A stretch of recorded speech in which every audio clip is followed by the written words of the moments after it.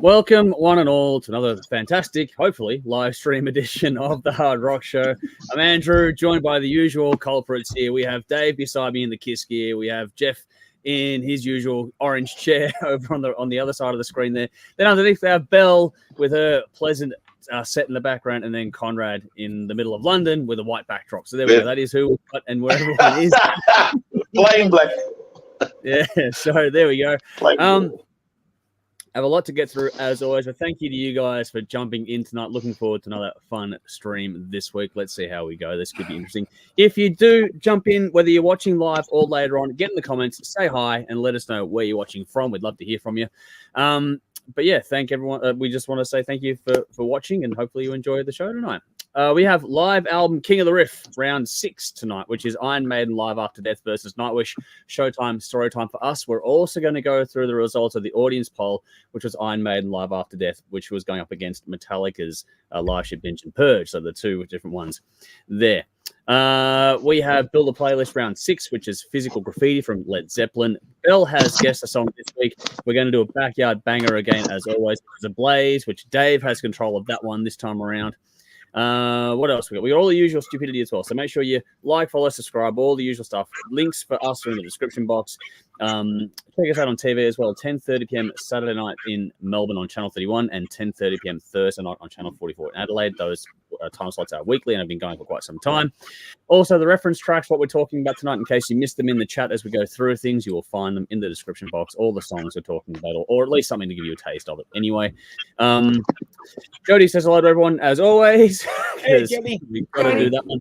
And also, please check out our Patreon page if you'd be so kind. Even if you don't want to sign up to the paid platform, because social media is becoming very fatiguing, not just for us, but for also, I think, the wider public in general. I think it's important to have a place for us to connect. And if you join into the free tier, you'll get like maybe one email a week. So treat it like a mailing list, basically, more than anything else. There's a free tier for that. Just go and hit it up, have a look at it. There's a link for that in there as well. And also, our correct email is in the description of this one as well. So if you want to reach out and get in touch, please do it via that. That is the best way to do things while their website gets an overhaul at the moment. All right, let's see. We got some people here. Rowan's here. Good to see you as always. Michael's here. Good evening, all. Good to see you too. Evening. Edge Crusher, as always. Good to have you with us. Evening to you all. Same with Jolie over on Facebook. Good to see you too. Hey, Jolie. Well out there. If you're a first time, make sure you let us know you're here. Wild guess Conrad bleeding audio. Possibly. I'll have to. I can check that. I'll just think so. That sounds like that. Got it? All right, cool. So when Conrad, you have to talk, you'll have to unmute your mic for us just to, because there's a bleed spilling back in for some reason. I can't quite edit that on the fly, unfortunately. But there we go. We'll fix that up and then we'll work it out as we go along. All righty. Into the hard rock happenings before we get into the songs of the week. And these are the things you need to know this week. As far as I'm concerned anyway. Blind Guardian have announced Somewhere Far Beyond revised. In 2022 and 23, the German icons got together and re-recorded their classic album Somewhere Far Beyond, originally released in 1992. This version of it is set for release on August the 2nd, 2024. Right now, the first single and video for The Quest for Tanalorn Revisited is now available for you to go and check out. So if you're a fan of Blind Guardian, that is something not to be missed at all. Speaking of new albums, Miles Kennedy from Alter Bridge and Slash fame, as well as other things, has announced his third solo studio album, The Art of Letting Go, which is set for October 11, 2024 release. From that, the first single and video for Say What You Will is available now as well to go and check out. And then final bit of news before I go into some releases, notable ones for tomorrow. We have Sydney band Battlesnake, which we have talked about on the show, on TV, and in this platform here. Yeah. Have gotten back from their European tour and announced their latest album, The Rise and Demise of the Motor Steeple, is set for release on the winter solstice, June 21, 2024. So, yeah, that's a bit of fun there. In addition to that, the band are on tour from Friday, June 21 through to Saturday, July the 6th. They are hitting Byron Bay, Brisbane, Newcastle, Sydney, Wollongong, Melbourne, and Adelaide. Like I said, we played them on the show before, so if you've liked that, bookmark all that sort of stuff, or just hit up their socials to get more information on that. But new album and tour on the way very, very soon as well. Friday is always the new release drop for most things. This week's a bit quieter, actually, especially than last week. A bit of a small list, but some notable ones here. There's a big list. I'll put it up tomorrow online. But from my little picks here, we've got Axel Rudy Pell is releasing Risen Symbol. That's a new album tomorrow. Black Country Communion releasing 5. I know a few of us will be keen to check that one out.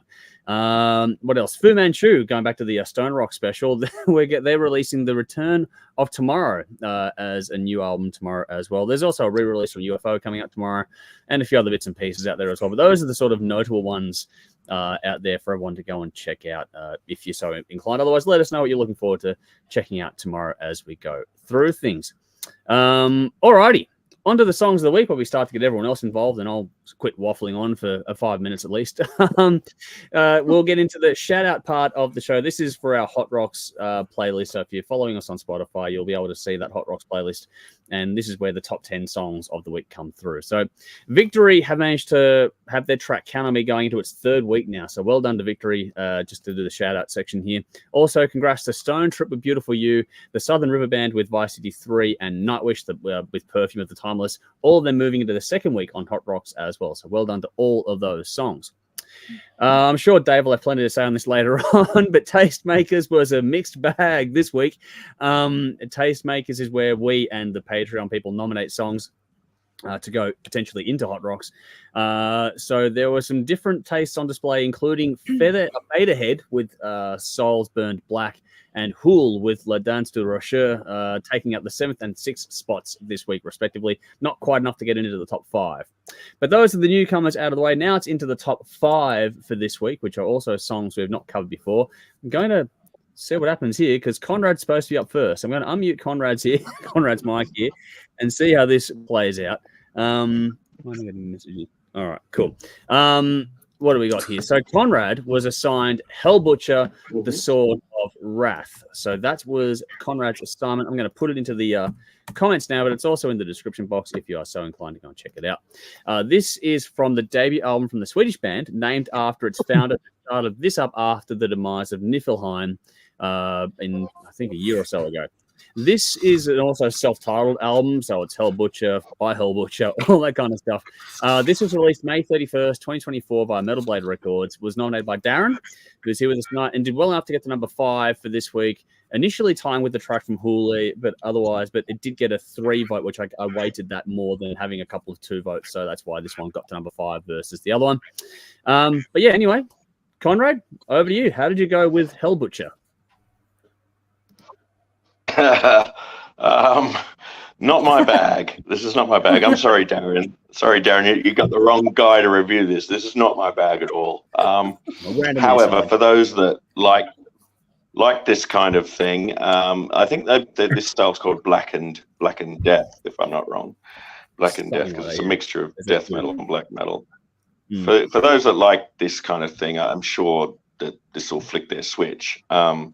It's not my bag. I find it too depressive and a bit unimaginative for my taste. I'm giving this 2 shots, but that's more about taste, I think, possibly.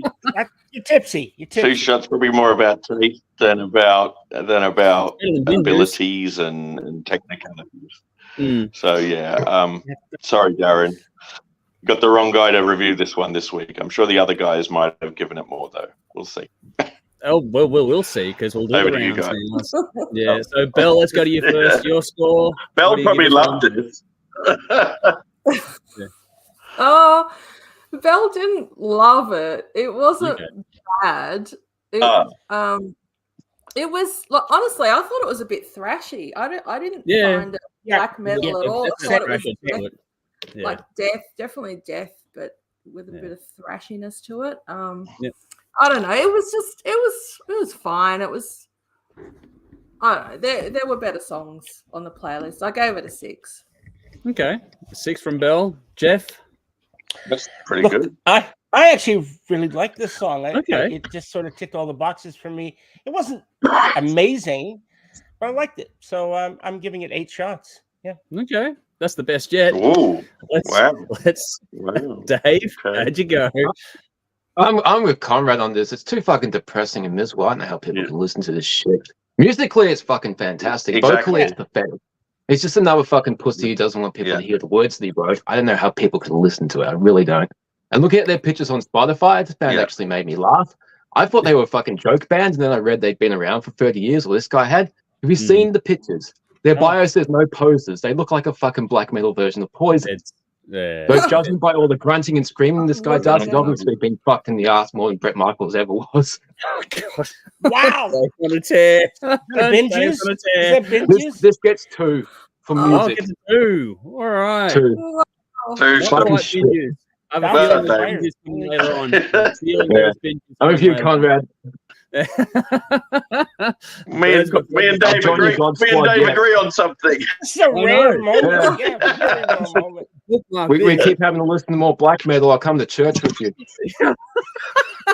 Thank you. Wow. I appreciate that. All right. I'm gonna give this a 7 just. Because we don't do the half scores anymore. It's solid. It's old school, which I enjoyed the old school part of it.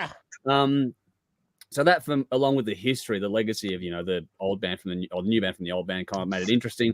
It's just nothing new at the same time. So fans of the scene and the style will love it, I think. But for me personally, it was like, yeah, okay, cool. It was a good song, solid, well executed, sounded good, all that kind of stuff. But wasn't anything really new or riveting about it, if that makes sense. It was a good, solid song from beginning to end. Alrighty. Up next, let's see what the audience say, actually. Vinny's here. Good to see you, Vinny. Hey, buddy. Evening, gang. Hope you're all going well. What a weird world we live in. The economy, bird flu, trans fats, now fat trans. Oh, God, here we go. I don't know where Vinny's going with that, but all right. And Vinny's gone, alcohol-free for me. Okay, all right. Michael's gone 7 shots for Hellbutcher. Bash is here. Good evening, all. Good to see you, Bash. Thanks for jumping in. And Michael, to go with Dave's comment, said the singer is Beetlejuice, I swear. I just looked at it. He's got, I can understand what Beetlejuice is saying, right? That is a vibe. Yeah. All right, no poses. It's one of the biggest fucking posing-looking bands I've ever seen. Oh, it's like the black metal Manowar. Anyway, I'm going to move on from that. It's moving on to the next song is Belle's assignment this week, which is Billy Morrison. It's come to this again. Link in the comments and the description. This was the 3rd single released from the Morrison Project, which is the debut solo album from Billy Morrison. He's most known for being Billy Idol's rhythm guitarist for the last 15 years or so. The album itself was released April 19, 2024 via various networks and features guest spots from Ozzy Osbourne, John Five, Steve Vai, Corey Taylor, Billy Idol, Linda Perry, and more than that as well. That's just a few. This was nominated by Michael C. this week, took number 4 spot cleanly. Belle, how'd you go with Billy Morrison on this week? This is not the sort of music that I listen to really, but I actually really like this song. Cool. Something about it appeals to me, and it's simple with an almost monotonous groove in the verses. And I actually found it like kind of hypnotic almost. The chorus is simple too, as far as choruses go, but by comparison with the verses, it's a melodic feast. And it really lifts you out of the kind of trance the verses put you in. Anyway, I thought the contrast was great, and it served the song beautifully. There are some cool sonic details overlaid here and there to great effect. It's musically clean in its grittiness. There's a cool throwback vibe to the 80s and the 90s while still sounding fresh and completely new. And when this album came out in April, it must have been on a weekend that I had time to go through. I like going through all the new releases, albums, just sort of give a couple of listens to the first couple of songs. And usually like, no, I might even know within the first half a song, like, no, this is not for me. But I remember giving a couple of songs a listen because I had that, this isn't really what I normally listen to, but I like it. And the stuff was similar to this. It's just kind of simple, but really just grabs you. Anyway, I was drawn to the simplicity, the dark energy, and the obvious experience, songwriting proficiency, and overall professionalism that this music has. And I'd made a note when I was sort of, because I'm very I'm very organized, like when I have time to be, and I just have this spreadsheet. Of all the new releases that I make comments about You know, what I think about the albums. And I think for this one, I said I must go back and listen to this when I have time. So, cool. So yeah, I don't know. Maybe this weekend, after hearing this song for the week, I'm keen to go back and listen. But yeah, I thought it was cool. This song gets an 8. Nice. And yeah, hopefully the album is just as good. From what I remember, it is. So cool. All right. Off to a good start with this one. Got a number 8 from Bell. Let's go over to Conrad and see. Did you manage to check this one out, Conrad? How'd you go? Yeah, I like this. I found this is it was good. It had a nice vibe to it. And after seeing Gary Newman on the weekend, it gave me. I guess there was a Gary Newman vibe in there. So I quite enjoyed this, definitely. Yeah, I gave this. Where was my score on this? I gave this 8 shots. Nice. Cool. 2 for 2. Yeah, I quite enjoyed it. Cool. Doing well so far. Let's see if the train keeps rolling. Jeff, how'd you go? Yeah, look, I really like this. I mean, I really liked it. I'm 10 shots. I'm getting fucking blotto. Wow. Right out there. Shit. I'm fucking blotto. Yep. So, fuck, okay. That's cool. It was great. I really did. It was like, holy shit, what is this? Yeah, I like it a lot. Yeah. Nice. Yeah. Cool. You gonna check out the album, Joe? I haven't, but I will. And because I watch Ozzy's Madhouse, and he's the guy that interviews and they talk together. Yeah. So it's kind of cool. They got their own YouTube channel. It's kind of cool. Yeah. Cool. Is this guy Australian? No, he's English. American. English. Sorry, yeah. American.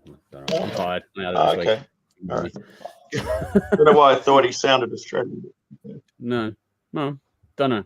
Dave, how'd you go? We're going to keep This was fantastic. I loved it. Nice. Fucking, it was great. Right song at the right time, especially the lyrics. He must have been listening to black metal as well, because it goes, I can't take this anymore. It's come to this. So, fuck yeah. 9 shots. Nice. Nice. Wow. We're going 2 8s, a 10, and a 9. This is going well this week for us. I'm going to chime in and say 8 for me. I really like this. It's a lean song, not a lot of fat on this one. No. Nothing complicated or really new. But I like Bell's comment on the technical proficiency of songwriting being displayed in a song like this, and I think that's a definite art to that. And I think you got that right on the head there. I think it's got a great riff, great energy, fun and driving. Nice song, this one. Very, very curious about the album. So, like a lot of us here, I think I'll be going to go and check that out at some stage when I can. All right. Michael in the comments has gone 8 shots or 8 self shots. Vinny's gone great nomination. 8 shots for Vinny. Bash says Billy Morrison. Nice. 8 shots. There we go. Cool. Ooh. So 3 for 3 in the comments as well. So it's getting a lot of love all around. So this song has done very well to take out the number 4 spot, and it's getting a lot of love between us and the audience out there. All right, let's see if the next song goes half as well, because if it does, then we're on a winning run this week so far. Next up is Eclipse with Falling to My Knees. Link in the comments and the description box. This one was assigned to me. This is the latest single from the Swedish powerhouse band that followers of ours will no doubt be very familiar with. We've been rabbiting on about this band for years, haven't we, Dave? Yep, we have. Ever since Jimmy got a hold of it, we've not looked back. This single was released May 29, 2024 via Frontiers Records, as always for these guys. It's the band's first new offering since another newer single in Apocalypse Blues, and the first since the album Megalomanium last year. Not sure if there's another album in the works already or what, but 2 singles after the album last year is making me hope for more sooner rather than later. But anyway, this was nominated by Bell and did well enough to get to number 3 this week, which is cool as far as I'm concerned, and it was given to me. Now, as far as I'm concerned, Eclipse are simply incapable of writing a bad song. I swear, if you like melodic hard rock and aren't already all over this band, unfuck that yesterday. It's catchy. This song is catchy. It's energetic. I love the video as well. The video is a lot of fun, which is cool. It's also simple, but that in itself is much, much easier said than done. These guys have their own special sauce, whatever the fuck you want to call it, that sets them apart from so many others in a completely overcrowded pool. Like, there are so many bands and so many artists that try and do this world of music, and I think Eclipse just somehow managed to really rise above, or dare I say, pun intended, eclipse them. Yeah. I'm here all week, but all right. Now, for this style of music, these guys are the diamond in the rough, as far as I'm concerned. Even for people that don't really like melodic rock, for example, I think this band can still appeal to them. There's nothing complicated. It's got a great riff. It's got some damn good energy and a big hook, but finding a way to do that sort of stuff so consistently is what makes these guys so amazing. This song, like I said, is catchy. It's infectious. It gets stuck in your head in the best way possible. I reckon this will also be a great track to see live. I think it'll go off in that environment too. It's just got that feel and vibe about it. If there's more in the works, bring it on as soon as possible, please. I would love to get a sneaky album this year. It won't happen, but it'd be cool if it did, or maybe early 25. I love the band. I have for many, many years now. I hope everyone else liked this one as well. It's been done before. This style of music, there's nothing new under the sun when it comes to this style of music, but these guys have this remarkable ability to keep it fun, fresh, and engaging from beginning to end. And this song is just the latest addition to a stellar recording catalog as far as I'm concerned. There's a reason why they consistently make so many of our top 10 lists every time they release something. This song is just the latest example of why, as far as I'm concerned. Just listen to it. I think it's fantastic. I don't think it's the best thing they've ever done, but I think it's a great song. So I'm giving it 9 shots for me. No halfway, no bag of crisps or anything here. Just 9 shots for me. So let's see how this one went with everyone else. Dave, over to you next, my friend. Yep, exactly what you just said. 9 shots. Nice. Copy paste. All right, Jeff. I can't improve on that, man. No? Yes. Yep, I can't either. So same thing, 9 shots. Okay. This is going to be short and sweet. All right, Belle, do you have more to add considering you nominated it? Oh, no. Eclipse doing Eclipse things. Yeah. Really well. What's not to like? There was nothing wrong with it, but I gave it 9 instead of 10 because they can write. There are songs that I like more that they've written. Like an awesome song, and I absolutely love it. But it's just that extra oomph factor. It's just 1 point's worth. Yep, no, it's the same for me. There's other songs that have done it a lot more than this one, but this is still a great song. I don't think there's any problem with that. All right, last one. Conrad, how did you go with Eclipse? I like this. This was uplifting. It was fun. Nice. It was jolly. It's a nice contrast to some other things that we would have been to. So it was a breath of fresh air. I was like, oh, this is cool. Yes. Lovely. Yeah. It's nice. This gets 8 from me. Didn't smash it out the ballpark, but still it was pretty solid. So I give it 8. Pretty high for you. All right. Well, this is 2 songs back to 2 back. 8s. Yeah, right. I know. Maybe we're actually, giving him a positive vibe, and we're starting to quote unquote rub off on Conrad. I know we're doing pretty well here. Corrupting him. All right, Vinny's gone another Ripper nomination. 8 shots from Vinny. Michael's gone 7 shots for Eclipse. Okay, cool. But Bash has gone 9 shots for Eclipse. Edge Crusher 9 shots for Eclipse. Yeah. And Guru has jumped in to say hi. Conspiracy Guru. Hey. It's good to see you. Greetings, rockers across the plane. Good to see you as always. Hopefully you're keeping well over there in your homeland on the other side of the world from us here. All right, let's change the vibe. The next 2 tracks are definitely going to be a lot less jolly than that one was. Let's see how this one goes. Next up is the track number 2 for this week. This is Melbourne band Orpheus Omega with the latest single, Ember Glow. This one is the lead single and the title track from the upcoming 5th album from Melbourne band, set for release July 24th, 2024 by the new home on Wormhole Death. So congrats to the band. Another band that we've been following for quite a number of years now. This was actually an Aussie top-up, which means that I have a list of Australian bands that when we don't quite have the 10 new songs I want every week, I just go to that list and throw one in. So I did well there, but for people that want to jump in on Patreon, make sure you get involved and have some fun with this one. But yeah, this went well. Got its number 2 for being a top-up song, so pretty happy with this. But Dave, it was your song, your assignment. How did you go with this one? This is awesome. This is how it's done, fucking. Yeah. This is how you write and perform a heavy, melodic, diverse, and interesting song. There's a lot of different sections, and they flow seamlessly from one to the next.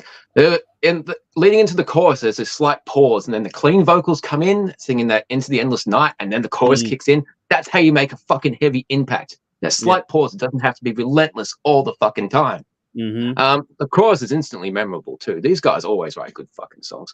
The harsh vocals are done really well, and most importantly, they're coherent. Used in conjunction with the clean vocals, they work well to tell a story. I love how the lyrics that are sung harsh are dark and menacing, like succumb to the devastation, disconnect from your elevation, and see the world as your suffocating tomb. Whereas the clean vocals are optimistic. I'll fight my way through and light the path it's leading to. There is a story being told here, and they're using their talents to create the mood. It's not just heavy for the sake of being heavy. They get so fucking boring. Exactly. Diversity. Brutal in places, but not just brutal for the sake of it. There's lots of guitar melodies for us guitar nerds. The guitar solos were fantastic, and they could have easily become a shred fest, but that wasn't necessary for the song. These guys can tear your fucking ass off with their guitar ability, but they didn't have to. It's a song. It's heavy, melodic, fast, and aggressive with diversity and layers.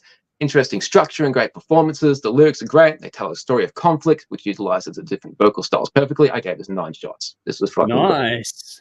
Cool.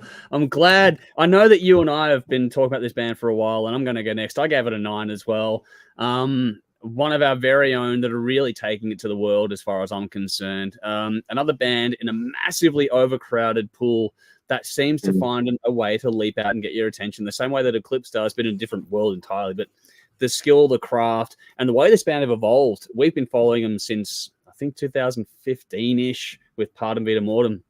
I fell in love then, and I've not looked back, and I think these guys keep going from strength to strength.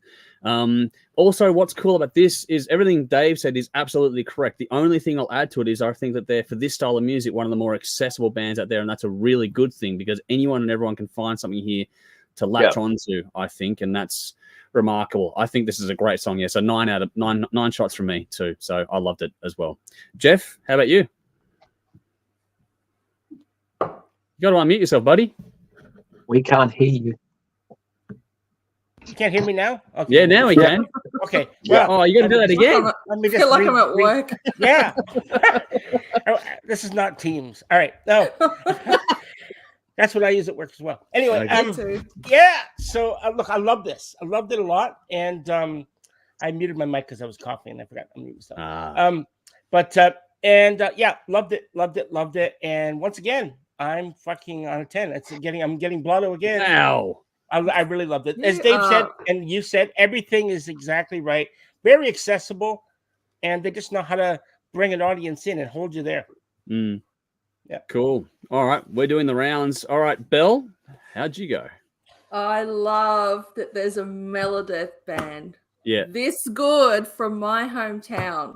Yep. Like that is just so awesome. I give this a 9.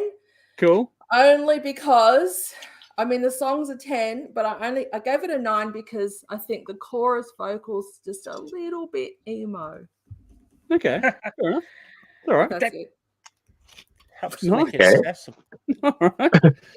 Okay. That's all right. Well, okay. Well, we're doing well. We have one more to go before we move on to the next song. And Conrad, final thoughts on Orpheus Omega. How'd you go? It's not my genre. It's not my wheel, not my bag. But in saying that, I still found something in it that I enjoyed, and I still found it quite impressive, especially for an Australian band, a domestic band. There are other bands out there doing this kind of thing, but this was done very, very, very well, and I like the drumming in it. I was going to give this 5 shots, but I think I'm going to increase that, so I'm going to take it up to 7. Nice. I think it's fair to give it 7. Cool. A solid 7. Yeah. Cool. This was good. We're doing well on this one. This is cool. Let's see what the audience have to say. Rowan says, dig this one, which is, pretty cool. Bash says, Orpheus, 8 shots. Vinny says, if the vocalist had Rob Halford's pipes, it'd be a 10. 7 shots for me as it still offered plenty, so there we go. Guru is going, Jeff, will the Oilers bounce back tonight? Well, they're fucking better if they want to have a shot. They're fucking better. They're done if they don't. I'm wearing my hat. I'm wearing my Oilers hat. It's better than the t-shirt the last couple of times. All right. Michael says 8 shots. Interesting track. Great lyrics and composition. Enjoyed this track a lot. So we're getting a lot of good thoughts on this one. Craig's here. Hey, everyone. Good to see you. Hopefully you're enjoying it. Give us your thoughts as we go. But good to see you. Thanks for jumping in. All right. One more song for Song of the Week.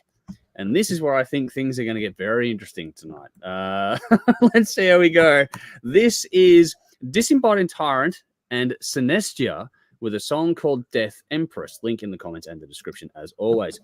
This track is taken from a special collaboration EP, I believe, called the Poetic Edda, which was released May the 3rd, 2024, independently, from what I can tell.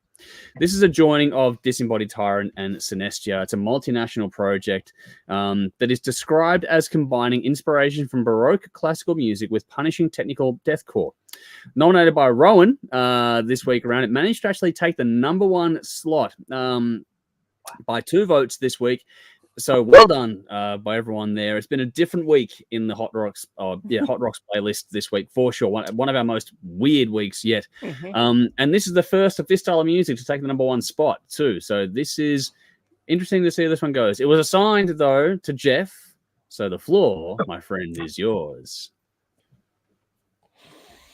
Okay. I don't normally write a review for my song of the week. I usually just play it off, top of the head, that sort of thing.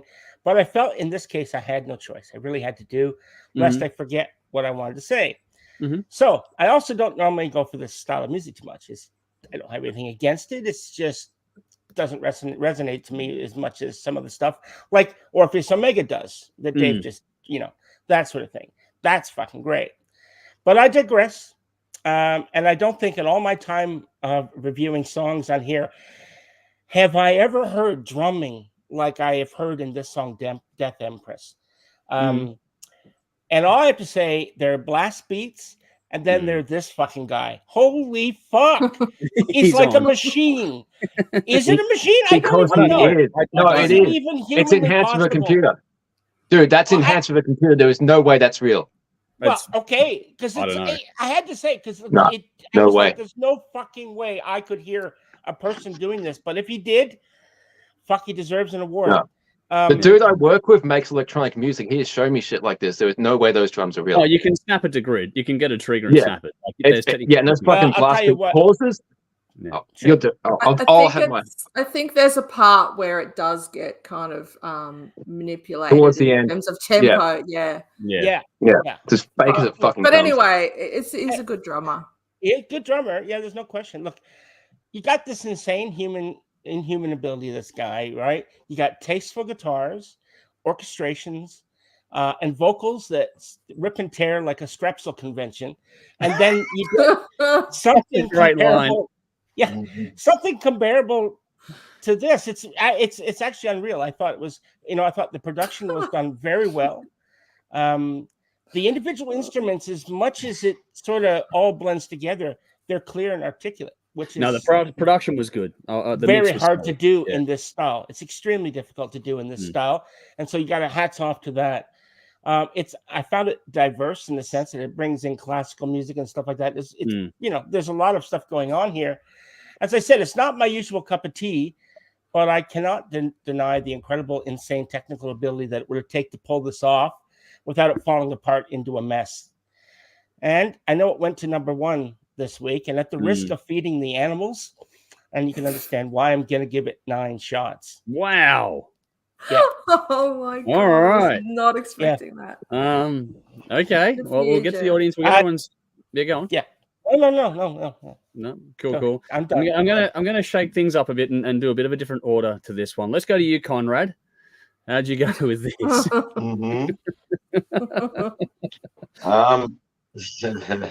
The words microphone down a sewer spring to mind. Champion, Conrad, you and me are friends this week, man. You fucking understand. Yeah, there's some weird affinity going on there. I know. Like I said, more of this black metal homo shit. I'll be going to church. Yeah. Look, musically, I thought it was good. Musically, very, very impressive. I can't deny that. Just ruined by shitty vocals. Fucking. It's just retarded. Yeah, but dude, half people listen to this don't care about vocals for some reason. It's not something they listen to. Yeah, understand that? It's fucking stupid. I did say it's a Strepsil convention. Come on. But why have vocals? Why even bother screaming over it like you're getting fucking tortured? It's just ruined. Musically, I thought it was impressive. It's just about shitty vocals. Yeah, it's not my bag. No, I hate 2 shots from me. 2 from Conrad. All right. Not even for the music. Whew. All right. Let's go to Belle to give us a counterpoint. Well, I like it. I just, it's Bark cross mental cruelty, cross the Browning, cross Lorna Shore. Like, it's just this amalgamation of all these different bands coming together and creating this kind of, I don't know, song, but it's just it's a beautiful thing. It's a beautiful thing, and I like it. And look, I'm going to give it 9 only because there are songs on the EP. It's a 20-minute EP. I think there's 5 songs on it. Yep. This is not my favorite song on it, but there are songs on that I would give a 10 to. So how can you listen to 20 minutes of this crap and tell one song apart from the other? You can if you do it enough. Because I'm more used to this style of music. Yeah, and like people like Tim, original Tim, would eat this up as well. You know that, Dave. Yeah, I'm sure he would. Yeah, there are people that I don't get it. Really don't. Okay. That's all good. That's part of the fun. Cool. That's part of the fun. Was there anything else you wanted to add there, Belle? Or no, I'm good. No? All right. I'm glad I got to number 1.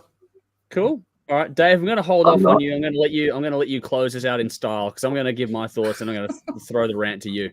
I'm in 2 minds on this one. I'm going to be in the middle ground because it's either great or horrible. I think I'm in the middle. I'm going to give it a 5. Interesting doesn't mean good, if that makes sense. I got the Baroque stuff at the start. That was cool. And then the little spacious choral bit later on where the flower unravels in the video and that kind of stuff. Like there's some interesting parts in this one, composition-wise, you know, that it gets your attention because it's a bit different composition-wise and musically. It's not terrible per se, but it's not something I'm going to go back to. And I just think that it wasn't just the vocals for me. I get it, but the 2 different tones, 2 different vocalists made it interesting in the way, especially when you watch the video and you can see the lyrics go along with it. You get the 2 different tones of the vocalists and you can hear what's going on and how it's a bit of a thing. But lyrically, it was disjointed. It didn't make a hell of a lot of sense. Like, you get the overall vibe. The video was odd. You could understand the lyrics. Oh, the lyric video. No, you need to fucking read it. There's no way to speak in human. I didn't say there's lyrics. Fuck. It's not Orcish, it's English, but in theory, even orcs make more sense in this shit. Kill the halfling. I spelled get that. I'm going to use that. Kill the halfling. Wow. Puny human. I said it wrong. It's all right. But the thing about it is that while it's interesting, it's just too much for me. I'll go to what Jeff said. The mix is good. It's sonically it's impressive, but at the same time, I do also feel like this is produced to the nth degree to almost having no soul left in it at all. Like, you get the Baroque instrumental parts that felt good, but when they start using the blast beat, snapping everything to the grid, and then there's this wild juxtaposition from one thing to the next, there's no way that's an organic track. They sucked the life out of it in those moments. And so as it starts off interesting and it gets toward the end and it gets more and more extreme, and it's just like, what is the point of this? It's just because you can. And that doesn't get me emotionally invested. So while technical execution is interesting, sonically well done, composition-wise for the most part well done, what they did do felt a lot for me like just doing it for the sake of it, to prove how heavy and brutal you could be, as opposed to doing something that was truly unique and different in a lot of respects for me. So that's why there are good parts, bad parts. I'm going to go middle of the road and give it a 5, and then I'm going to throw it to Dave because I know he's going to rip it a new one. Okay. Before I start, I have to make a few apologies. Over my 10 years on the show, I've made some really harsh comments about a lot of musicians and albums. So I'd like to apologize sincerely from the bottom of my heart to the following people: Kanye West, Billie Eilish, Stryper, Limp Bizkit and Fred Durst, Blood Duster, Kate Bush, and most recently Kim Dracula. Those artists at least wrote songs with vocals that were coherent and actually had a beginning, middle, and end. This Synestia crap thing is without a doubt the most pathetic load of shit I've ever fucking heard in my life. This is total and utter complete crap. I'll listen to fucking top 20 over this any day. Wow. How the fuck can you even call this a song? This is just a bunch of sections pieced together, which becomes more and more incoherent noise as it goes along. It starts with the now cliched orchestral part, then the shred moment, and then the harsh moment, and then the brutal moment, and then the more brutal still moment. It's brutal just for the sake of being brutal. And as Andrew said, just because you can fucking do it. It gets really boring. Where's the fucking song? And it's obviously fake. It's obviously had a lot of enhancement, snap to grid, and a lot of fucking alteration in post-production. The vocals are so fucking incoherent, and thankfully they're buried in the mix. I can easily listen to singing in any different language because it still sounds human. What's the point of this crap? I know a lot of people don't give a shit about vocals or lyrics, so why even fucking bother having them? How can you even listen to one song and tell one song apart from the other? Because the fucking vocals are what distinguishes one song from the next, or one band from the next. The singer is the fucking icing on the cake that makes you want to listen to that band over that. Well, this black metal shit is just the same fucking thing over and over. I don't know how anyone could listen to an EP or an album of this crap and tell one song apart from the next. Maybe this works as a production demo, showing how you can piece all this crap together. And, what we've heard, it is apparently well produced. Maybe a performance demo because there's some level of musicianship that's impressive. But there's 100 fucking bands out there that can play really well and still write a coherent song at the same time. I do not understand how bands like Dream Theater get fucking criticized for going all in really weird directions when at least they got some fucking coherentness to their songs. The obvious digital elements make this even harder to listen to. The stop-start beat blast at the end, there's no way that has not been enhanced by a computer. It's easy to be extreme when you've got a fucking computer to do it for you. There is no way, I'm willing to bet, there is no way this has ever been performed live. I don't know what the fuck happened to metal. Because it used to all be about the live performance. If you couldn't do it live, you were fucking shit.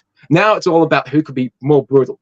And you've got technology to do it for us. So anyone that fucking enjoys this shit has been sucked in by fucking technology. Great. Sucked all the fucking soul and fun out of metal. I can't describe this, how much I fucking hate this. Somebody needs to explain the appeal of this crap to me. You're doing a pretty good job. I'm running out of fucking words. I hear this and all I can ask is, why are people so fucking angry? Why is this brutality crap becoming more and more popular? What do you get out of this shit? Seriously. Maybe just like pissing you off. It must be. It must be. Fucking pathetic. I know everything has been done before, but are we really just desperate for something different? To have something unique? Hearing stuff like this just fucking kills my passion for music. I'm left wondering what I want to do first. Give up on music altogether or slip my fucking wrist. Just gets 10 shots of bin juice. It's absolute fucking crap. There we go. There's the money shot.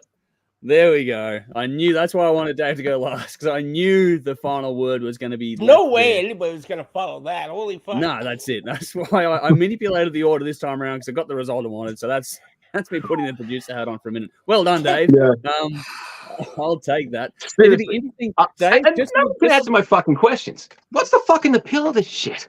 I don't know. But just a question for you, Dave. Just if this had no vocals, what do you think you'd have thought of it then with no vocals? I still couldn't deal with it. The vocals were just fucking annoying on top. Yeah. But the music just got more and more extreme as it went along for the sake of it. Yeah. And there's no structure. There's plenty of prog rock. There's plenty of prog rock and prog metal that have a different section on top of each other. Mastodon do that fucking fantastically. But it flows. The counter to that is that it's a different genre. It's just a genre that you don't like, and you don't like Kate Bush either. I mean, I like Kate Bush over this easily. Well, I know you said that. There is some black metal out there that's good. Yes. Because it still sounds like a fucking song. They take the time to actually structure something. This is just noise. There's no fucking. Why would I listen to one section? Fair I'm lost for fucking words. Yeah. Slip my fucking wrist, please. I don't ever want to hear shit like this again. It's pathetic. It's a fucking insult to music. You're doing what I'm doing. I said at the risk of feeding the animals, and now you just and now you're gonna get. And you know what? I know it might make me a sook, but I can't do this fucking shit. I really can't. I might have to sit some. I can't fucking listen to this crap. And the Tastemakers fucking playlist also had EDM and there was some fucking new metal. And all at once, I can't fucking deal it. Occasionally, we can do a joke about this shit, but it seems to be becoming more and more popular. I'm seriously going to have to sit some shit out because I cannot fucking listen to this crap anymore. I really can't. Well, Tastemakers is a bit more like this week. Yeah. You can check that out. Do what you do. I'm just one person. I'm going to sit the fucking things out because I seriously can't do this over and over. It's crap. Utter fucking crap. All right, let's see what the audience have to say before we move on to something that I know Dave will enjoy talking about. Vinny says, "What in the fucking strepsils is this?" Well, there you go. Yeah. Michael, though, flipped it, says 9 shots, fantastic sounding track. Spanked this hard, amazing mix on this. Not everyone's jam, but love this, Rowan. So there we go. Then we got Basher says, Disembodied. What the fuck? Craig says, made it 50 seconds and then vocals kicked in. Not for me, 0 shots. Rowan says, forgot I nominated this. Yeah, I love this. Obviously inspired by Lorna Shore, but everything in this genre will be inspired by Lorna Shore for a while to come. So there we go. There's Rowan chiming in. Michael said, I'm surprised by Dave's challenge, but Conrad, is there a spot for Dave in your church's choir? The way I might actually take you up on that, dude. Yeah. Vinny says, this will be what... I would rather go to church and listen to a fucking sermon all day than listen to that shit. I bet. I know. I bet you would. Vinny says, this will be what going postal and drinking on the job at a sperm bank would sound like. Wow. Yeah. Oh. Hey, I was obviously gargling that shit. That's how he got the fucking vocal.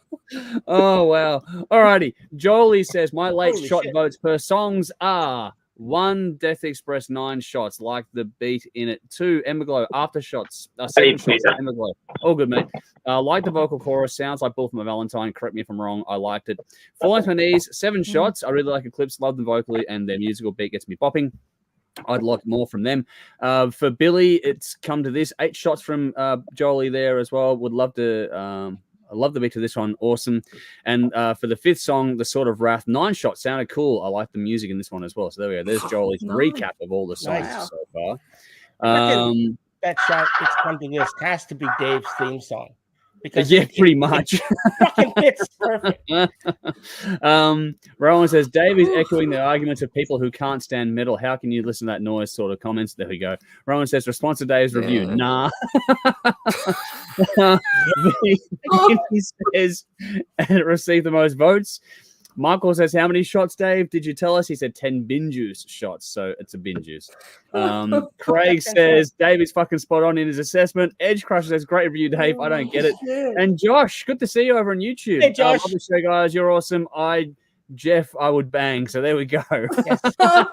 One of your friends? Josh. Yeah, my friend. And speaking of your friend, Sparks is here too, mate, going, Davey, Bull of my Valentine or Avenged Sevenfold. I don't know. I think Dave will probably take Avenged Sevenfold out of those two, to be honest. He would, yeah. Yeah. All right. Well, that was fun. I knew that was going to be a great divide. Yeah, that was a hell of a review. Yeah. That was a different one. That was different. That was more of a rebuttal. That was a rebuttal. Yeah. That was a serious hate review, like a serious... Yeah, hate review. Triggers them. Yeah. Oh, when it comes to this sort of stuff, I will see how things play out, but I won't make Dave review that stuff too often, obviously, for reasons of when it comes up randomly, we just go spin that fucking wheel again. Yeah, spin it again. I think when that one happens again. Oh, wow. It's a bit of fun, though. What do we got? His Sparks, he says, Dave's theme song is Anything by Aqua. Well, I'm pretty sure he'll enjoy Aqua compared to that one. Barbie girl shit. Fuck yeah. And Josh I have a new outlook on life after hearing that shit. Fucking hell. All right. Dave, you're back. You've got your drink. Yep. You feeling better at a moment? I always have moments, man. Because I want you to be pumped up for the next section because it's all yours. Vinny says, should be a weekly hate review with that track as the theme song. That's not going to happen, Vinny. All right. That is the last hate review I ever do. I'm just going to not listen to things. Fair enough, we've come up we've covered that off. We know what we're going to do. Yeah, we're going to work around it for you, Dave. Alrighty. But onto something that I do. Don't make a special fucking exception for me. Just do it, dude. I'll step things out if I have to. It's all right. Next time, Dave. I asked you if you had your drink because the next song and the next band is Ablaze, and the reference track for everyone is "Where's My Drink" in the comments. Where's my drink? This is the Backyard Bangers section of the show where we dive into an Aussie band that we've probably covered before in the past, or even if not, just something we want to put a spotlight on for these weekly streams and have a bit of fun with. And Ablaze is a band that we've been following probably since the beginning, Dave, I reckon. Yeah. We've been with these guys for quite some time, but there's a reference track for you to go and check out. That song, Where's My Drink, comes from the band's so far one and only album called No Chaser, which was released independently back in 2018. Dave has it there. Good on you. These guys have been like utter nice. These guys have been utter stalwarts of the Melbourne scene for a long time now. I think they formed, 2015-ish, if I'm correct. I might be 14, I think. 14, yeah. About that era anyway. And we've been following them from the beginning. They are currently in the studio as well as on tour on the road, but they have one show booked at the moment, as far as I can tell, in support of their latest single, Menace for the Medicine, which is a cracking song, by the way. They've got one more show of that tour left. So at Little Lucy's Lounge in Thornbury, Melbourne, they, along with Anna and Night Chaser, are going to be helping Mystery launch their new album, Mind Pollution, on Saturday, June the 22nd, 2024. So next week, I believe. Tickets are $30 pre-sale at the door, or $25 pre-sale. So if you like what you see here, or hear here, then go and check out Ablaze and the other bands, because it's a cracking lineup there. Ablaze, because the section's about Ablaze. But yeah, this is an Aussie pub rock band that does everything wonderfully well. But Dave wanted to take this one this week, so it's Backyard Banger to Dave. How did you go revisiting this album we've both done before and both loved in the past? Yeah, it's always fun to listen to Ablaze. The reason I put my hand up for this as soon as you mentioned that we were doing it next week was that I was very familiar with the band for starters, and they're a special band because they were one that you introduced me to. Well, a hard rock show before I became involved introduced me to the Melbourne scene. So bands like Massive, Ablaze, Sisters Doll, Arcane Saints, I could rattle off a whole bunch. So suddenly I'm going to see a hell of a lot of bands, and this was one that I saw a fucking lot. Absolute road dogs. Right from the launch of their very first single, The Hard Way. And we played it on the Hard Rock Show radio on the internet, because Triple M weren't going to play them because Ablaze are too much of a rock band for a rock radio station to play. The whole thing at the time, finding these new bands, introduction to the Hard Rock Show, taking over the radio station, fucking with Triple M. This is what got me passionate about getting involved with what we do now, because we had so many great fucking rock bands in Melbourne that just weren't getting the attention. So I've seen this band grow over the years from their very humble beginnings. I've seen them live so many times I cannot count in various venues. I've had multiple hangovers going to work the next morning. Straight up hard rock band with an Aussie vibe. It's which is great to hear, because there's a lot of rock bands, but capturing that vibe from the 70s and 80s, that's special. There's a lot of bands that just have taken a lot of the American influence, which is cool. But to have a band that's from Australia and still has that Aussie, and they've got their own sound. But you can also hear influences from AC/DC and Screaming Jets and Bob Seger in one of the slower tunes. The what's it called? Darkest Day. That's a good song. They're not reinventing the wheel, but you don't have to. So many bands hide behind effects and detuned guitars and production tricks. This is just a bunch of musicians that have a lot of chemistry together, and they write and play great songs with big hooks. Lots of energy, lots of swing, lots of groove, stories you can relate to or empathize with. There are songs like Back for More, Where's My Drink, and Bad Tattoo. They have themes of drinking and partying and bad relationships and all that life stuff. And then you have some more solemn and reflective moments like The Darkest Day. And I think Dan really shines with the vocals on that. They really stand out for me on that song. And for those who don't know, he plays Gene in Kistroya, the Kiss tribute band. But in Ablaze, he doesn't have that Gene tone, so it's good that he can separate those two. Also in Warbirds at the moment as well. Yeah, he plays bass in Warbirds as well. But their first EP, Two's Up. Got that. Got Turning Back. All signed, and No Chaser signed as well. But they've had a lineup change, and for all viewers of the show, Nikki, her daughter Paris, is now in this band on bass, and she's an absolute champion human and a champion bass player as well, and she fits this band perfectly. I reckon she's actually shifted the sound a bit too. They finally found their bass player. Went through a few bass players over the years, but she's probably been with them the longest, and she definitely fits what they're doing. It's great they're releasing new music. Well, last album was 2018, and we had lockdown through then, and all the bands didn't survive that, and great that they're back. Bands like this are the reason I got involved with the show, and there's no reason why any of these songs couldn't be played on radio. They've captured the essence of Australian rock and writing good songs. I give this album 9 shots out of 10, and think you should check out the band if you don't know them. Well done, man. That's what it's all about. Like you said, that is the whole entire core mission at the end of the day for what we do here and why we do it. So they're the reason I've stayed up to 1 o'clock in the morning writing album reviews to go to work the next day and then go over to your place to film. And Yeah. Also, the reason I tell my kids I can't play with you at the moment because I got to get these reviews done. Yeah. Sorry. Sorry. It's a commitment I made. Choice I did. All right. Well, let's do a round table on this one. Jeff, how'd you go checking out Ablaze? Yeah, loved it. I've heard this album before. Yeah. Obviously, it came out in 2018, so they're not really that prolific. They've only released a few songs here and there in the last 6 years. But great, awesome. The production of this album is fantastic. The writing, the composition, everything. The guitar tone on that opening song, Back for More. Yep. Like, holy fuck, is that great guitar tone? So I don't know who. Ricky Ray did the mix on this one. Yeah, well, I don't know what that guy eats for breakfast, but he needs to keep doing it because holy shit. Yeah. I'd like to know what Reagan stuff he's working on because it's a great sound. It's just really good sound. I wish I had that sound myself. Nice. Wow, yeah, I really like this album. It's a great album. Like solid. There's not a bad track on the album. It just goes. Yeah, I love it. So yeah, I gave it a 9 shot as well. Nice. All righty. Belle, how about you? Yeah, I listened to this. It was pretty good for what it was, but it's not at all my thing. There was a quite a nice heartfelt ballad in there. Yep. But for the most part, I found the lyrics a little bit unrelatable, at least in my decade. I'm pretty sure I would have enjoyed this maybe 30 years ago when I enjoyed having fun, I guess. Wow. Don't do that. That went dark. What the fuck? 7 points for a not terrible album from me. Wow. Okay. From a time, an era gone by where you used to enjoy having fun. That's bleak. What's happened, Belle? We'll have to try and enlighten you. That's what happens when you move to Tassie, is it? Yeah. Is there a link? Like, what the just fuck? Cold and miserable down no, there. I think it was moving to Canberra. Moving to Canberra. Okay, don't move to Tassie. Canberra will start to join a lot. It's enough to do it. That would do it. Yeah, that's probably it. All right, Conrad, any thoughts on Ablaze? I didn't get to this one. Sorry, guys. Apologies. That's right. My bad. Just thought I'd ask the question there. No worries at all.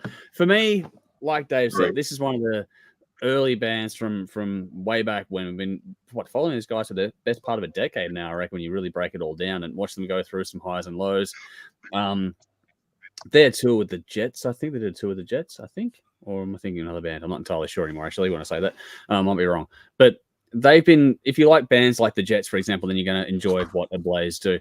That said, I'm going to give this 8 shots because I want to give myself some room, because the singles I've heard since this album have really got me excited for what's coming next. Now, I love the debut album, No Chase. I think it's a great album. I gave it a good score back when we reviewed it, and it's held up well, actually, 6 years on. I think it's held up really well. It's a great party. It's all those things you want from that style of music, especially the second half of the album for me. There's a second half little part on this that I really did enjoy quite a lot. You got Darkest Day, Long Way Home, Two's Up, Where's My Drink, and Bottom of My Bottle. Those ones that are really coming to, like, that back half of the album is a really highlight part of that thing for me. But what I like or what's coming about is that what I can tell from the new singles, I should say, is that the band, it's, the whole obvious definition of being pub rock, quote unquote, is there. That's what they've done with this album. That said, the singles I've done since have really been different, and they're different lyrical gears being explored and different songs. Nothing outlandish, but they're really maturing. And I think that with Paris joining and what they've gone through over the last few years, they've really sort of refined and honed into their own sound. So they started off with all the influences everyone knows and loves, and now they've distilled that further and further as they've gone through, and they're really locking into something that's not going to be, oh my God, world-breakingly unique, but it's going to be their own. And I'm looking forward to seeing what comes next with, the finishing of these recordings they're doing at the moment, and then hopefully another album maybe this year. Yeah. Because I think they're really settling into something that could be really fun and special. And I want to hear these tracks they've done put together into an album, because I reckon it'll be a great follow-up to this one here. So I'm giving it 8 because I want to give myself room for the next one, because I think it's going to beat this one, and probably by a fair bit just from the feeling I get from the singles so far. So the new singles, if you like this, go and check out the new singles. I got a whole run of them. I'm going to quickly go into things here. They've got what do we got? So singles they've released since this album are tracks like Gasoline, Old Scratch, different kind of Nightmare, and also Menace for the Medicine. And all 4 of those tracks are very different to one another, which is, I think, going to make the next album, whenever that comes out, very, very interesting indeed. So I give it 8. I love it to bits. I love these guys to bits. Hopefully they're all keeping well. And looking forward to much, much more with these guys. We will be teeing up an interview with them sometime in the future as well. So looking forward to that. Audience comments we'll go to in a second, but next week we don't know who we're doing yet, because I put a post up today, which has gone very nicely actually. So thank you everyone. But get your votes in on that post up earlier today, asking who you'd like to see us featured next week. But don't worry, all those bands we listed will get done. It's just a matter of sort of the order of priority to go through things. So they're all going to get their turn, but we just want to go, which one first, second, third, fourth, and so on. So that'll be a bit of fun to get you all involved online. But there's a post up earlier today asking for which one you would like to see out of a list of about 6 bands, I think, put up for everyone to go and let us know what they want us to review. Audience comments. Well, this isn't going to happen, but Craig said, make Dave review all these ones. It's worth it just for his rants. It's not going to happen. No, I'm done. Yeah, I'm done. You've struggled with a couple of things. Edge Crusher says, saw Ablaze on Saturday with Audio Rain, both rock. It was such a party feel. And that's what this band does exceptionally well. They live, we didn't touch on their live show. Live, they are a different beast entirely, which is cool. And dropped out, but hopefully Audio Rain are fucking great too. I'm spewing I didn't go to that. Yeah, they're both fantastic bands. Sparks is gone again. Dave, Bullet for My Valentine or Avenged Sevenfold? Which band? Bullet. Oh, there you go. We were wrong. Wow. I thought Avenged. I fucking hate Avenged Sevenfold. Craig says, Ablaze, insert every cliche here. A little bit of fun, but we've heard it all before, only better. I won't be seeking them out on the back of this one track, 4 shots. So there we go. But check out the album. Yeah, the album's great. The album's great. Edge Crush says 8 shots for me on this album by Ablaze. Michael says 8 shots. Dead keen to see what they come up with on the next album. As writing, just hearing Andrew, you covering their progression well. We're trying to. I'm glad that everyone's enjoying it for the most part. Vinny says Shotgun Mistress with Audio Rain October, by the way. Yes. Yeah, October 12th. Yep. Dave's even got the date worked out. Nice. All righty. Now, this is going to get interesting because Conrad's dropped out and we're up to build a playlist and he gets to have the first song, which is going to make this really, really interesting now. So I'm not sure what's happening there. But basically, Jeff, do you want to maybe reach out, send a text while I do the preamble and recap just while we do this thing here. So basically, week on week, we've been going through and picking a song each from the Led Zeppelin studio albums as we've gone through things. Then we've gone through, we did Led Zeppelin 1, 2, 3, 4, so on and so forth. We did Houses of the Holy the other week and last week. No, Houses of the Holy was last week, sorry. We're going to do Physical Graffiti tonight. But we're going to do a quick recap of the score. So as we went into last week, Dave was trailing on 95 points. Jeff was on 105. Conrad on 120. I was on 130 and Bell was out in front on 150. Bell, I hope you're going to double check my numbers here because I hope I've got them right. Then for round 5, we went through and picked. Don't worry, I've got it under control. It's okay. Round 5 last week was Houses of the Holy. So to recap, Dave got first pick. We rotate through. Whoever goes last the week before goes first in the new week. So Dave started off with Over the Hills and Far Away. I took Jamaica. Bell took No Quarter. Jeff took the Rain song, and Conrad took The Song Remains the Same. From that, the scoring was rather interesting. So getting 10 points was me with Jamaica. So thank you all very much for the love on that one. And then Conrad got 20 points for The Song Remains the Same. Oh, shit. Which means Jeff got 30 for the Rain song. He got in above that one. Bell took out second place with No Quarter, which means, Dave, you won with your choice, Over the Hill and Far Away. So you did very well last week with a choice that probably people may not have expected, but you did wonderfully well there. So that in turn has really flipped the score table around on its head. So remember, last week it was Dave, then Jeff, Conrad, me, then Bell in the running order of things. After that result, Jeff is now in last place on 135 points. Conrad and myself are tied on 140. Dave has leapfrogged everyone to go to second place on 145, and Belle is way out in front now on 190, which well done to Belle. She's leading the charge here. But that said, there's daylight between us and Belle, but for the rest of us, we're in a pretty tight battle here. So we're really, really curious to see how this all plays out. Now, Jeff, are you getting an answer from Conrad, or are we going to have to try and... Yep, I just got an answer from Conrad. Okay, his cool. phone overheated. I think he'll probably be back.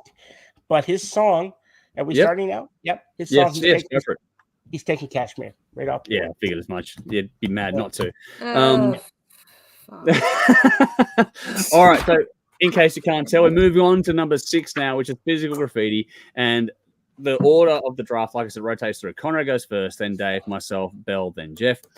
Conrad has taken the obvious one, Kashmir, which means, Dave, the floor is yours. Which one are you going to take next? You know what? I'm not going to get any points for this, but I don't give a fuck. I can happily listen to this song over and over for hours, and I have. And then it goes for a couple minutes. Don't really know the Welsh pronunciation, but Bron Yo Ara.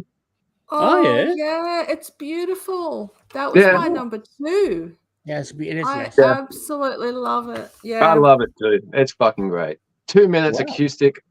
I fucking love acoustic guitar. Just natural. Drink a beer, play some acoustic guitar. It's fantastic. I have listened to this over and over for hours. Nice. So that's my pick. I'm not getting any points, but I don't care. That's cool, but I like. Be surprised. Maybe. Be surprised. Yeah. Yeah. Because I think you had a similar feel to yourself last week as well. I don't know how confident you were with Over the Hills and Far Away, but you'd be surprised. These have always we all thought that Stairway to Heaven would be probably a winner, but then it ended up being down near the bottom of things. So these throw up interesting results week in, week out. So I'm curious as to what now I've got to go and learn how to pronounce that thing for the video. Thanks. Well, Dave. There's a video on YouTube of how to pronounce it. I looked it up to get as close as I could. I don't have a Welsh accent, but it's as close as I can get it. I actually practice. I'll look it up and see how I go. All right, so you still didn't say it. It means breast of the gold. Just call it that. It does. Okay, Belle, do you have a crack at saying it? Gold tits. We love it. Yes. I didn't look up a YouTube video on how to say it. I would have a fucking clue. I can say the first word, Bron. Bron, yeah, that's hard. Bron. Yeah. All right. I get to go next, which is cool because obviously Kashmir would be my first choice. That's one of my favorite songs of all time. And that woman beating fuckwit that covered it later on can fuck off in the bin. But that is a great all-time song. This particular album for me is, I said last week that Houses of the Holy was not a bad album, but more it felt like a letdown after 4. But this album was what I wanted as a follow-up to number 4. This one feels like the natural successor to me. I get that you get Houses of the Holy, which makes this album make sense and makes it work. But for me, this is the album I was looking for personally after the last one. When you sort of finish listening to one, you put the next one on, I wanted to go to this one straight away kind of thing. So I've got a lot of love for this album, have for a long time. I was looking forward to this one. So yeah, this one's all killer, no filler from beginning to end. I love this album to bits. There's a lot to choose from. But I'm going to go with Trampled Underfoot. You bastard. 1, 2, 3, gone. I know. Sorry, Belle. But I love that particular track. If I couldn't have Kashmir, I'm glad I got to take that one second because that is one of my favorites. I just love the way that plays out. The energy, the vibe, the feel. Just love it. It's a great fucking song. So yeah, what's not to like? All right, Belle, we've taken your list and rated it. What's left? Because you're up next. Oh, look, there's so much left. There's there's heaps. I'd be happy with my songs on this. Yeah. But look, I have for my number 4, which I didn't think I'd get down to because I've actually been quite lucky for the last few albums. I've managed to get my first pick a couple of times. So yeah, it's my time is gonna come. That was a different album. Anyway, in my time of dying, nice. Because it's cool. Good song. Yeah. I love that song. It's on my short list as well, if I needed it. That's a good one. All right. So Belle has taken In My Time of Dying, which means, Jeff, you get the last pick for this album. That's great, because my song was not picked. Oh, that'd be right. You're back. You're back. All right. Sorry, Conrad. Right. Yep. That's okay. So my song is still there, which is great. Nice. It's my favorite song to listen to on this album, and it's my favorite song to play on this album, and that's The Rover. Ah. Oh, wow. Nice. I love that song. Oh. That's any budding guitar players out there, learn this. Yeah. Cool, man. Good song. Cool. We got a couple of wildcard additions on this one. That's going to be cool to watch how that plays out for the audience. That's going to be really nice how the vote is going to go during the week. So just to quickly recap here, Conrad has chosen Kashmir. Dave has Bronny Raw. That's it. I've got Trampled Underfoot. Did I get that right? Did I? You did. Wow. There we go. I have English family, so it probably helps me a little bit. While Conrad tries to work out his lag solution.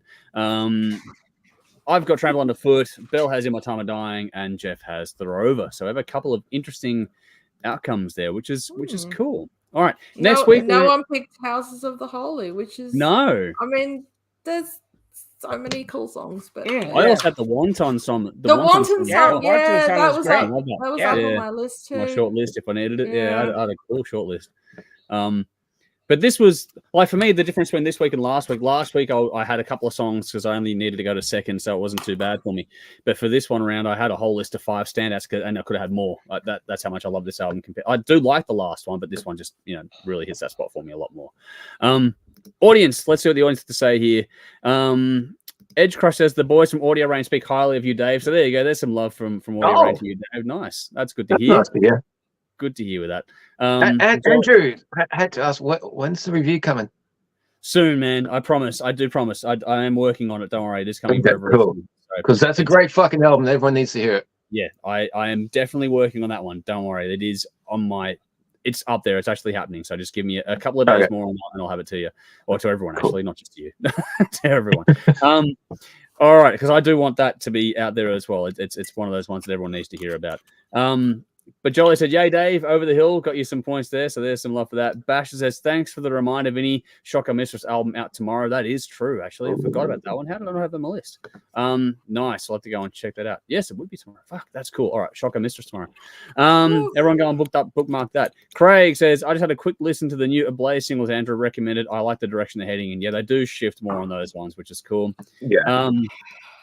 Vinny says, Bell can't lose. Even a 10 for her and a 50 for Dave handed to Bell. So we'll see what happens now. There's not many rounds to go. So Bell might have this one. I think there's 2. So 2 more. I could get a 10 and a 10. Presence and into the outdoor. Are we doing Coda? Sorry? No. Are we doing Coda? Coda's like a best of, isn't it? Yeah. It's an unreleased compilation thingy. Yeah. We'll have a look. It's not part of their actual official releases. Is it? Yeah, it is. It's like just after Bonham died, they released some studio stuff that hadn't been released. Yeah, I'll have a look at it. Yeah, I'll have a look. I also think about the timing of how we do things with the next couple of weeks coming up before we take a break. Yeah, so we don't need to things out. Yeah, so we'll see how we go with it. Basher says, Physical Graffiti is my #1 album from the day I bought it in 1975 to present. It was worth the agonizing wait of 2 years, a masterpiece of many genres, and is embedded in my soul. Wow, there's some good words for it. Well done, Basher. Thank you for sharing that with us too. Appreciate it. Craig says, how does one pick a single song from one of the greatest double albums ever made? Impossible. That's the challenge we set ourselves every week with this stupidity that we do, but we have a lot of fun with it at the same time. Michael says, Physical Graffiti, my favorite Zepp album by a B stick over 4. Love so many tracks on this one, but the cover version of In My Time of Dying is the song that got my attention for slide guitar as a kid. So there we go. Followed up with how great is the sliding album cover of the windows changing the pictures as you slide it out. Yeah, the whole thing they did with this was great. Craig Bishop says, no one picked 10 Years Gone. No, apparently we didn't. So there we go. Conrad's starting to jump back in. We'll see what happens. But yeah, next week we'll do presents and we'll see what happens after that because we've got a few things to sort of get through before we do a quick mid-year break for a couple of weeks. But I'll sit down and map things out over the weekend to sort of get everyone up to speed where we're at because next week is going to be a big week, which I'll get to as the show starts to wind up. I'll bring Conrad back in. Craig says Coda is an album full of unreleased tracks in their entire catalog. So there we go. There's that for as well. I don't know why it's happening with Conrad here. Alrighty. Conrad's reviewing the Black Album tonight. I can't put you baby on it. But anyway. Don't know. Oh, we'll have a look. We'll see what happens. If we squeeze in, like, don't forget that the week after next there'll be no reviews or anything of that sort anyway. So if we need to listen to 2 albums of Led Zeppelin and sort of wrap things up, then it won't be that hard to squeeze in a couple of albums because the last sort of battle series is next week. And then the week after that is going to be Embrace the Chaos. I'm going to just pull this out again and try and get Conrad to jump back in. Nothing's happening there. It's locked in behind the scenes as well. So yeah, I'll leave the screen up there. I'll leave the screen up in case it starts to move again. I can't really look at it. I know his pick. He told me his pick for the album. So I know. All right, cool. Well, I'll keep an eye on the screen here, and if it starts to move, I'll bring him back in. But fingers crossed, we'll see what happens. But for now, we'll keep moving. Belle, as is now the weekly segment, we go to Guess the Song, which is where we all sit down and read out song lyrics and go for it, have some fun with it, and then it's a case of racing to see who guesses the song first. We get 1 guess each. You guys watching at home can do whatever you like in that regard, but we'll go through, do our guesses, see what happens. Here we go. I think we might have Conrad, maybe. There's movement. At least there's movement this time. Back on my phone. Sorry about the disruption. Sorry about the disruption, guys. Phone got overheated. Phone overheats.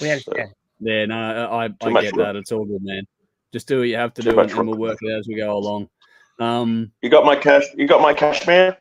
Yeah. Yes, we got that. All good. Don't worry. We're not losing anything. Yep. All good. That's locked in, mate. So we made sure we got that one. Don't worry. You had first choice. It was there. It was going to be yours all along. I think we'd have randomly assigned that to you anyway. I think it'd be a case of if we're going to pick for you, I think we'd all pick Kashmir. Not a hard choice there. Yeah. What do we got here? Craig says Presence, the most underrated albums they've ever released. Jimmy's guitar tone was out of this world. Achilles is in my top 3 songs. Well, yes. We'll get that next great week. Fucking song. That's the next album. That's next week. Yeah. Michael says another trivia: Rolling Stones waiting for a friend clip shot on the steps of the same building in New York that cover was photographed. Wow, there we go. That's a neat trivia as well. Nice one, Michael. Really? I didn't know that. Cool. He's not even the trivia king. Actually, is Kevin here? No, I haven't seen Kevin yet today, so we'll see how that plays out. Kevin, I know he's missing out now because now is the part where he'd normally come in and steal the show on everyone because he's been the trivia king for a while now. But we're going to throw to Belle to do guess the song. Like I was saying, we all get 1 guess each here on the panel. You guys at home can take as many guesses as you like. But Belle is basically going to go through, read out some song lyrics, and the first person to guess the song is declared the winner out of this whole little process. It's a pretty simple game, easy, fun to play. Belle, with that said, over to you. Well, I have, like I said earlier, I have 3. Yeah. I have 3 songs. One's from the 80s, one's from the 90s, and one's from the 2000s. So, because I couldn't decide, I like them all. So maybe you guys can pick which one you want. Dave, don't let the fact that it's the 90s put you off, or the 2000s, because they're all good songs. Okay, I trust you. Fuck it, let's go 90s. All right. Well, I'm happy with that. Let's do it. All right, 90s. Okay. Do I need a shotgun? Oh, I'm not going to say anything. Anyway. And you'll know why. That's just what the fuck. Anyway. All right. I will start. Blind man, ask me forgiveness. I won't deny myself. Disrespect, you have given. Your sufferings, my wealth. I feed off pain, force-fed to love it, and now I swallow whole. I'll never live in the past. I could say the refrain, but I won't because it'll probably give it away. Second verse. Burn my fist to the concrete. My fear is my strength. I know this. I'm calling it. Yep. Go, Conrad. Go. It is Old by Machine Head. Oh, it is not. No. It's not old. Oh, it's not. Oh, well, you're out. Old. All right. Yeah. All right. So Conrad's out. It's I know. Well, I know. Ah, damn it. Got the song wrong. I think we got the band, but now we got to get the song. Yes. I'll go back to the start of verse 2. Burn my fist to the concrete. My fear is my strength. Power, rage, unbound, because being pounded by the streets. Cyanide, blood burns down the skyline. Hatred is purity. The bullet connects at last. There's your shotgun reference. Fuck. There it is. Fuck. Come on. Shall I? You just fuck. I know. Is it Machine Head Shotgun? Is that what it's called? No. I'll say the refrain. Yeah. Let freedom ring with a shotgun blast. Yeah. What is the song, boy?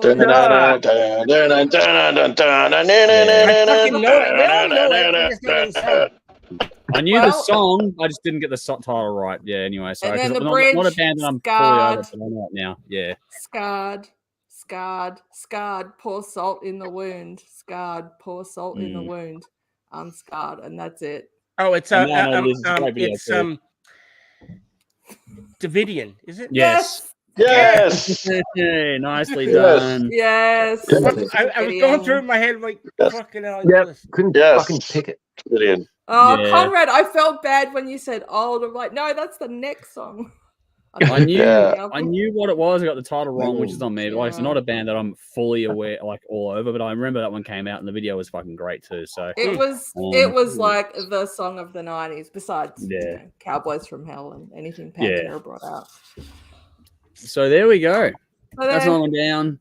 Let's see. It was not 10:42 when that was guessed. What do we got here? Craig just laughed at Dave when that's it. I don't know why or what happened anymore, but no one guessed it in the audience. So Jeff, it's all yours. No Kevin to be the trivia king. You know, I reckon if our mate what's his name? Kevin? No, not Kevin. Our Bay Area mate. Is it Adrian? Oh yeah. If he was here, he would have guessed it. Right? He loves all those bands. Anyway, never mind. Definitely. Oh well, next week it's my turn, so I'll have to go and do some homework and see what I come up with because I've got a song here as my backup plan, but I'm not sure if I'm going to go with that one yet. So I'll see what happens with that next week. All right, time for the main event of the evening. So I'm going to put a couple of reference tracks in the comments now, but they are in the description box for those that want to check it out. First up is Iron Maiden Powerslave. Next up is Nightwish Storytime. That's because our battle this week is Iron Maiden Live After Death going up against Nightwish Showtime Storytime. You guys at home, I'll get to the results of that momentarily because we had that where the audience battle was Iron Maiden Live After Death versus Metallica Live Ship Engine Purge. So we're going to see if we wind up in the same direction at the same time or not, or if we're going to go somewhere entirely different. Simple premise, as we do every week, put two albums head to head. These ones are generated from the audience choice of the favorite live albums to go through. So we got the audience poll, did numbers 1 through 10, then seeded them out accordingly. So Iron Maiden Live After Death is the number 1 seed, the top favorite one, released in 85. Nightwish with Showtime Storytime was released in 2013 and made it to the 9th seed spot for us this week here. Well, Jeff has changed his hat, I believe. Oh my God. I was just thinking, like, I don't want to interrupt Andrew, but has Jeff changed his hat? Yes, it looks like. I'm just looking, going, am I really so drunk that I didn't realize he had an orange hat on? It blends in with my orange chair. Yeah, that's a blanket, by the way. Oh, thank God. Oh, wow. All right, it's not just me. No. All right. So the premise is very simple. Basically, we poll the audience, get a bunch of albums together, and then we go through and battle them out and see which one goes first in the end. The audience and us tend to go in different directions as time moves on. Hence why there's different trees as we go through things. But the idea here is to see if we end up in the same place at the end of it all when it's all said and done. Alrighty, Dave, I'm glad you're back because it's Iron Maiden versus Nightwish, and we're throwing to you first. So the floor is yours. Wow. Okay. I've spoken about Nightwish extensively in the past. People know my thoughts on this band, so I won't bore people by going over that. Iron Maiden Live After Death. This is my introduction to Iron Maiden back when I was about 9 or 10 years old. and in a lot of ways my introduction to heavy metal, because it was all, well, I knew Anthrax, I knew obviously the Guns N' Roses and the glam popular bands at the time, but this was like traditional heavy metal, and I fucking loved it. I have never looked back. Excellent songs, lots of energy. Bruce works the audience in remarkable ways. There's never a dull moment for this listen. A great set list covering 5 albums that they released to that point. Going back to those albums after hearing that, it just lacks that live energy. This album was truly something special at the time, and it still is to this day. It holds up really well. Yeah, can chase the dragon as much as I want and try and find new bands to give me that same feeling, but putting this album on just relives those moments. I can remember a few years ago when I was still at Big W, I had to work late, like really fucking late, and I need something that, you know, I put this on Spotify. I hadn't heard it in years, just like that same fucking energy as soon as that album starts. This is what I love about metal: energy, melody, coherent vocals, songs with some substance to the lyrics. You can learn about fucking history from Maiden, man. Guitar solos, harmonized leads, and it's fun. I miss these days when they were simpler and people seemed to be happier.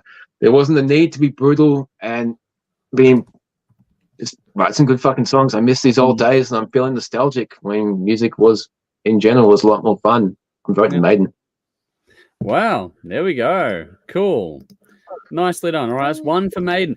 Was that just for? I know how much you love both bands. How hard was that for you in the end? Because I know how much you really love both these bands.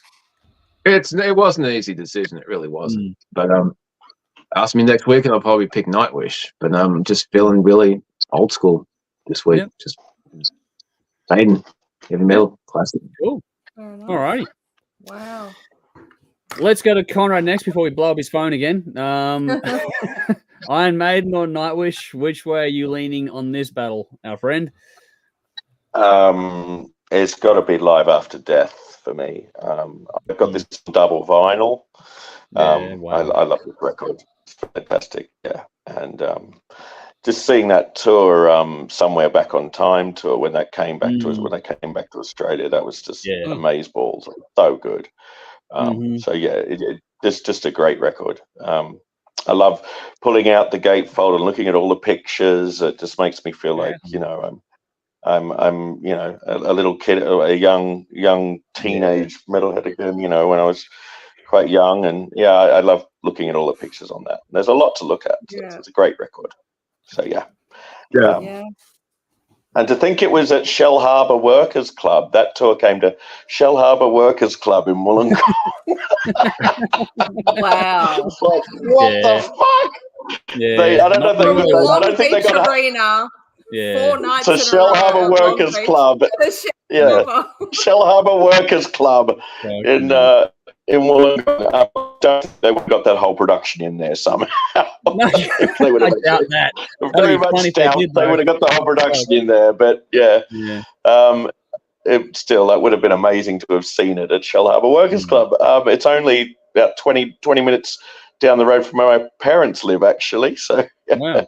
Cool. About a 15-minute drive from my parents' place now, where they're living now. So yeah, amazing. Yeah. Anyway, yes. So Live After Death. Awesome.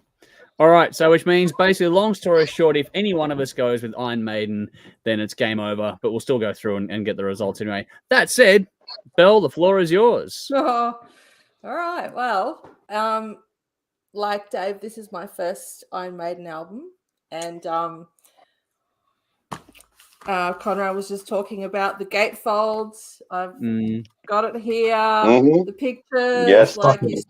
Used to pour over them. I love that. Yes. I actually used to borrow this from the local library in Woden in Canberra. Not this exact copy. This is a different copy. Although I wish I had have kept that one. I would have loved it if that was a story to come out. Not returned it, in hindsight, right? And I used to borrow it all the time. Like every time I'd go there, if it was there, I would bring it home. And I eventually copied it onto a cassette, which I just played the shit out of. And first introduction to Iron Maiden.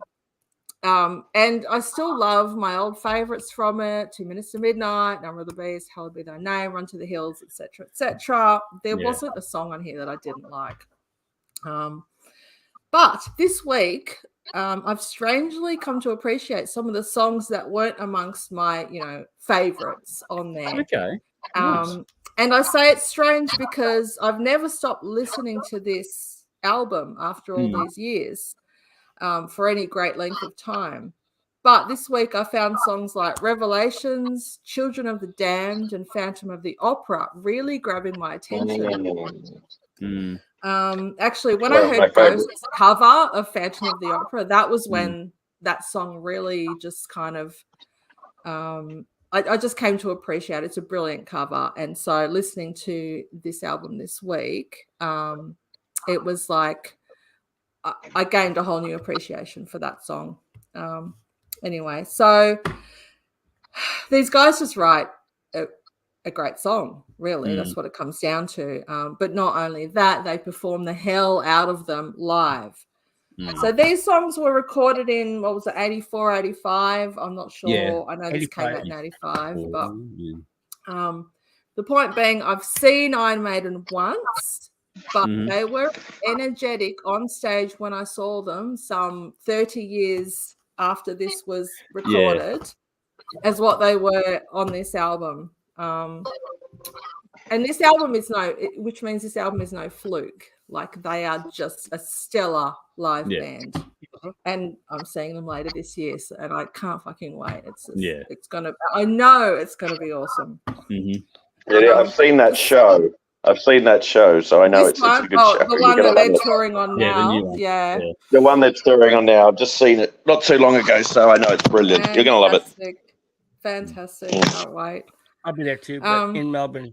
In Melbourne. We'll have to compare notes, Jeff. Something I've always loved about this album, and I still find engaging today, is the crowd participation section during the performance of Running Free. Every time it's on, and I've heard it countless times, I'm transformed in my imagination to that venue and watching the whole thing unfold. I don't know if this ever came out on video, but if it has, I haven't seen it. I've only heard this album. It did. It did. It came out on VHS. It's all in my head. It was on VHS. DVD as well. It was on DVD now, yeah. It was on VHS for years, and then they released it on DVD a while back. Yeah, and most of it's on YouTube as well. To be honest, most of it's on YouTube. Yeah, I remember a kid at school had it on. The first time I saw it was on double cassette. The first time I saw the album was on double cassette at school. A kid at school had it on double cassette. And it was a big, thick, like is one of those. First time I saw the album that way, and then that way, like the two cassettes, the double cassette thing. But it was it was the real album, like the official proper one. But it was the double cassette one. And that's the first time I saw it. I was like, oh, the pictures are all really small and it was really tiny. And I was like, okay, I've got to see the vinyl of this. And it's awesome. That was your first, the vinyl score. I know all these pictures. Like, it takes me back. Anyway, so look about that. The audience participation thing. Bruce really knows how to work a crowd, and I would say this, purely from a listening experience, is the best crowd participation of all the albums that have that component in them in this top 10. And something that Dave said last week that I absolutely relate to is that, this is also my first Iron Maiden experience. And for quite a while, my only Iron Maiden experience. And that after listening to these songs in their original studio recorded format after this, while they're still good, they definitely lack that energy that's captured while they performed live. I absolutely agree with him there. There's just something missing, even after all these years. And I would say the same goes for most of the songs in Nightwish's Varkan set. Okay. They have more energy. They sound heavier, like noticeably heavier. on this album. Plus, of course, they now have the floor factor. Yeah. And that woman gives me goosebumps without even singing a single note. And I'll explain why. Okay. So I've watched this performance a few times, so I'm familiar with the visuals, how it looks, how they open up the show, in particular with Dark Chest of Wonders. So when I was listening to this a bit earlier in the week, I was able to visualize what I was hearing. During the instrumental intro, there's like a lot of strobe kind of lighting. The stage is kind of darkish, and you can see the band members, but only kind of in flashes of strobe light. And it's really exciting and impactful.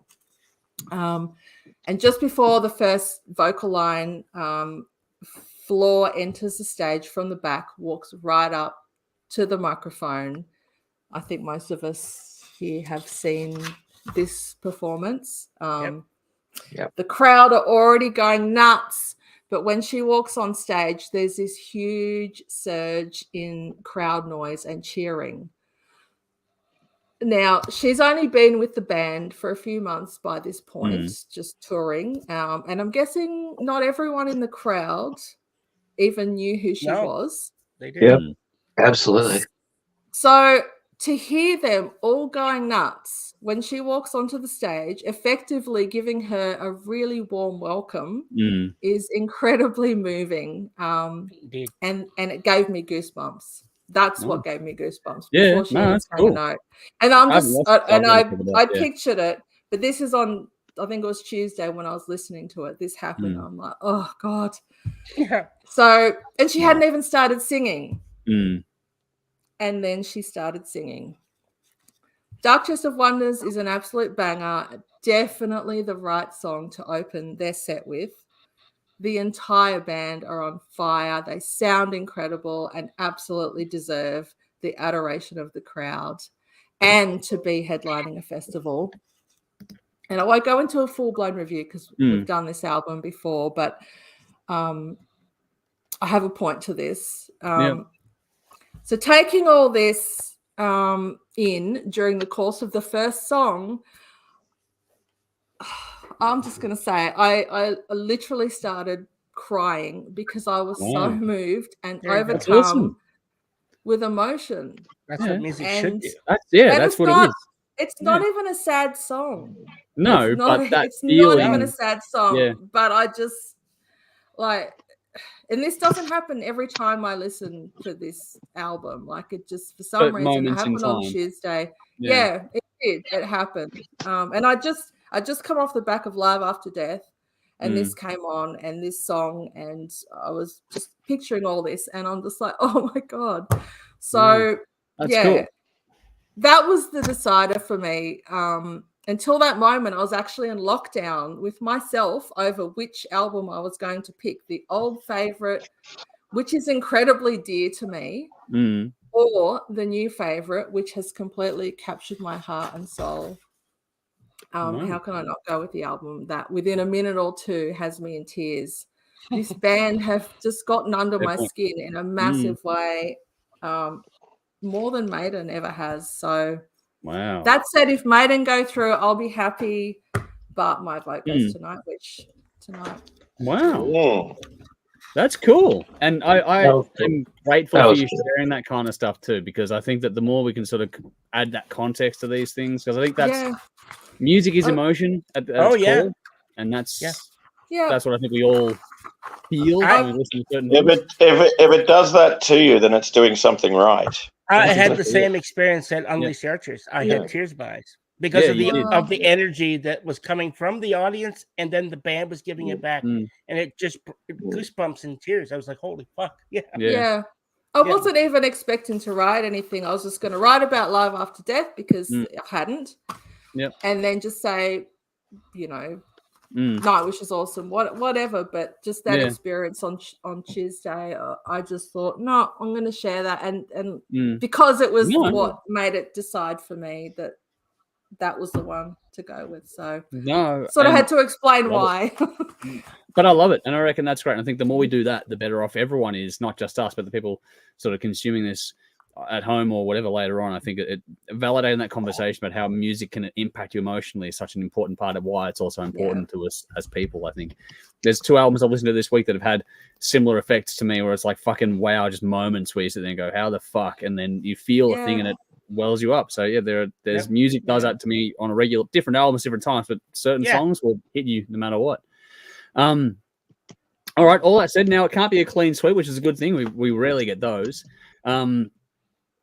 This one I'm going to go next because that's how I drew it out previously. It's a tougher battle than you think when you start to break it down.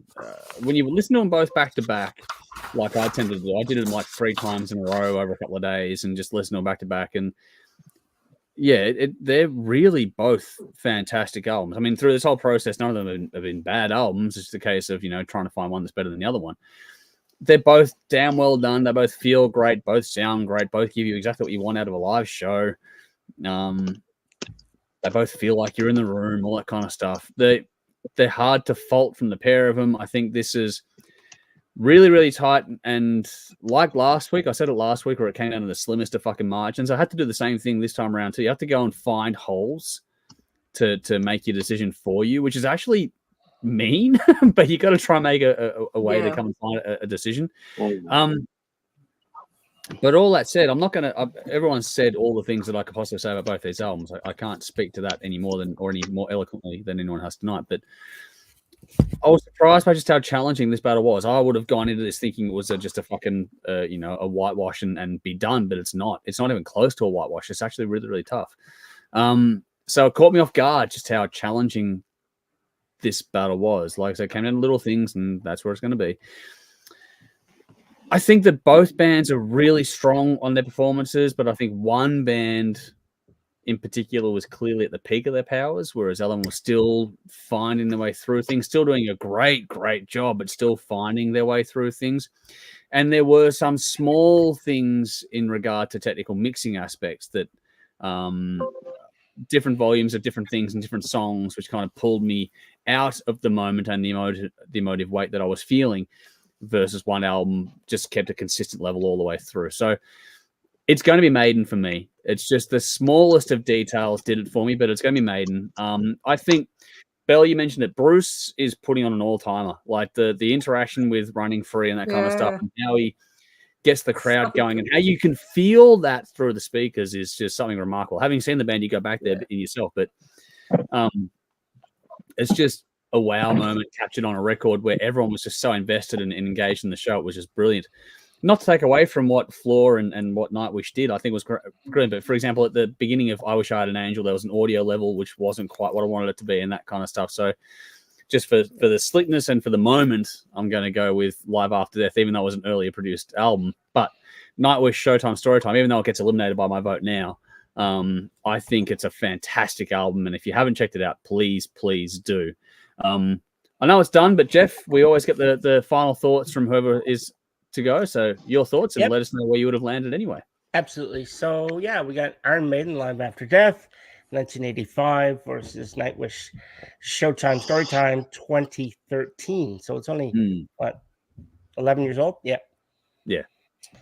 All right. It's been said many times before, but at the risk of repeating others and myself, perhaps more than any other round in this King of the Riff battle, this time we have true behemoths going up against each other. And it could just be that our audience picks amazing bands and albums for us to battle. Yes. Generally speaking. Absolutely. I like the sound of that. I think it's true. Yeah. And so I think it's our audience that sets the stage and trusts us with their favorites so that we can take them into battle. And for that, I thank you all. And for the ones that don't make it to the next round, commiserations. So with Showtime, Storytime, Nightwish brings a live experience like no other, filled to the brim with passion and dripping with emotion, as Bell alluded to. With Live After Death, Maiden brings the power and the glory and shows us how a live album should sound like. Unlike some previous live albums that we've had covered in the past, there's no overdubs heard here. Anything done later. This was exactly as it was recorded on the night. And Steve Harris went on the record to say so. So I believe him. Now, to keep everything fair, it must be said that Live After Death was not all recorded at one show, but it was mostly recorded at the Long Beach Arena in California, March 14th to 17th, 1985. And the last 5 songs on the album were actually from the Hammersmith Odeon in London. And I had a copy of Live After Death pretty much the day it came out, and I bought it on cassette. It was this big fucking fat thing like I was talking about. Absolutely, I had one. One. Yeah. And double cassette. Double cassette, yeah. I wish I still had it. I looked it up on eBay. It's going for like $500. Wow. I know. Wow. I know. People just want it. It's collector's item now. But look, and I remember that, as I said, it was unique in the fact that it was 2 cassettes and the whole thing. It was just too long for one tape. Although, when I was looking it up on eBay, I did see a version. I don't know if it's like a bootleg or what, but I saw the entire thing on one tape. So who knows? Okay. I don't know. I think that might have been a bootleg, but it looked real. That's interesting. It looked real. Now, back in the day, Maiden were kings. Everyone who was into metal liked them, and if this was their second live album, their first live album to feature Bruce as the vocalist. The first live album was made in Japan in 81. Now, surprisingly, the production done on this album is done very well. Which is to say that it was recorded. Martin Birch? Martin Birch, you bet. Martin Birch, yeah. Indeed. And he recorded it extremely well. Now, originally, they intended for a video to accompany the audio, but at a different venue. And what we ended up with was the video was recorded at Long Beach, which is the same as the audio release, because the video that was recorded for the Hammersmith, apparently it was too dark and they couldn't use it. They had great audio, but they couldn't use the video. So they weren't happy with that. So they ended up using the video for the Long Beach. Long Beach, Yep. So all up, I think this battle is a bit lopsided because Maiden, the release that they put out, everyone is heralded as one of the greatest live albums ever recorded. It got the number 1 for a reason. Yeah, that's right. But Storytime, Showtime holds its own. Don't get me wrong there. It does. I get goosebumps every time when I hear or see the version of Ghost Love Score. And I honestly think that it's the best live version that band ever did of that song at that concert. I think it is the best version they've done. But it's not just with that song. Emotion is running throughout this album. Take the song Ever Dream. It's another example of the strong emotion that Floor brings to it. And as I've previously done so, I'm not going to give another lengthy review of Showtime Storytime. But I will say that it, as far as Nightwish goes, it is the live album that I reached to. There's a few. This is the one that I go to because it has everything that I want, and I love it. And yet, as good as Nightwish is here, Maiden take their live experience to another level. It would be difficult to overlook just how good this live concert is. It has it all. Great songs, recorded well, high energy, good crowd banter, as Belle alluded to. That in what's that song? Running Free. Running Free. That is, left side, right side. That's just amazing. Old school, and it still works today. Oh, yeah. I mean, he had complete control of that crowd. And that's amazing. Yeah, and you can feel it. Yeah, and so like all up, the album is just a fun thing to listen to. It's really fun. Maiden know what they're doing, and live it comes out in the music, and as it should. And for all these same reasons and more, I think Showtime Storytime has found a way to add in plenty of emotion, something that I think is missing a little bit from the Maiden release. Unless you're reviewing it from nostalgia, and I'm not. I must not. I'm only reviewing it from what I'm hearing and how I'm feeling when I listen to it. Another time and another night, and I may completely change my review. So this is what happens when it's very, very close. And as you said, it's a bee's dick. Yeah, it's not much in it. That's right. And so, yes, it would be fair to say that I have a strong connection to the Maiden songs because I grew up with them.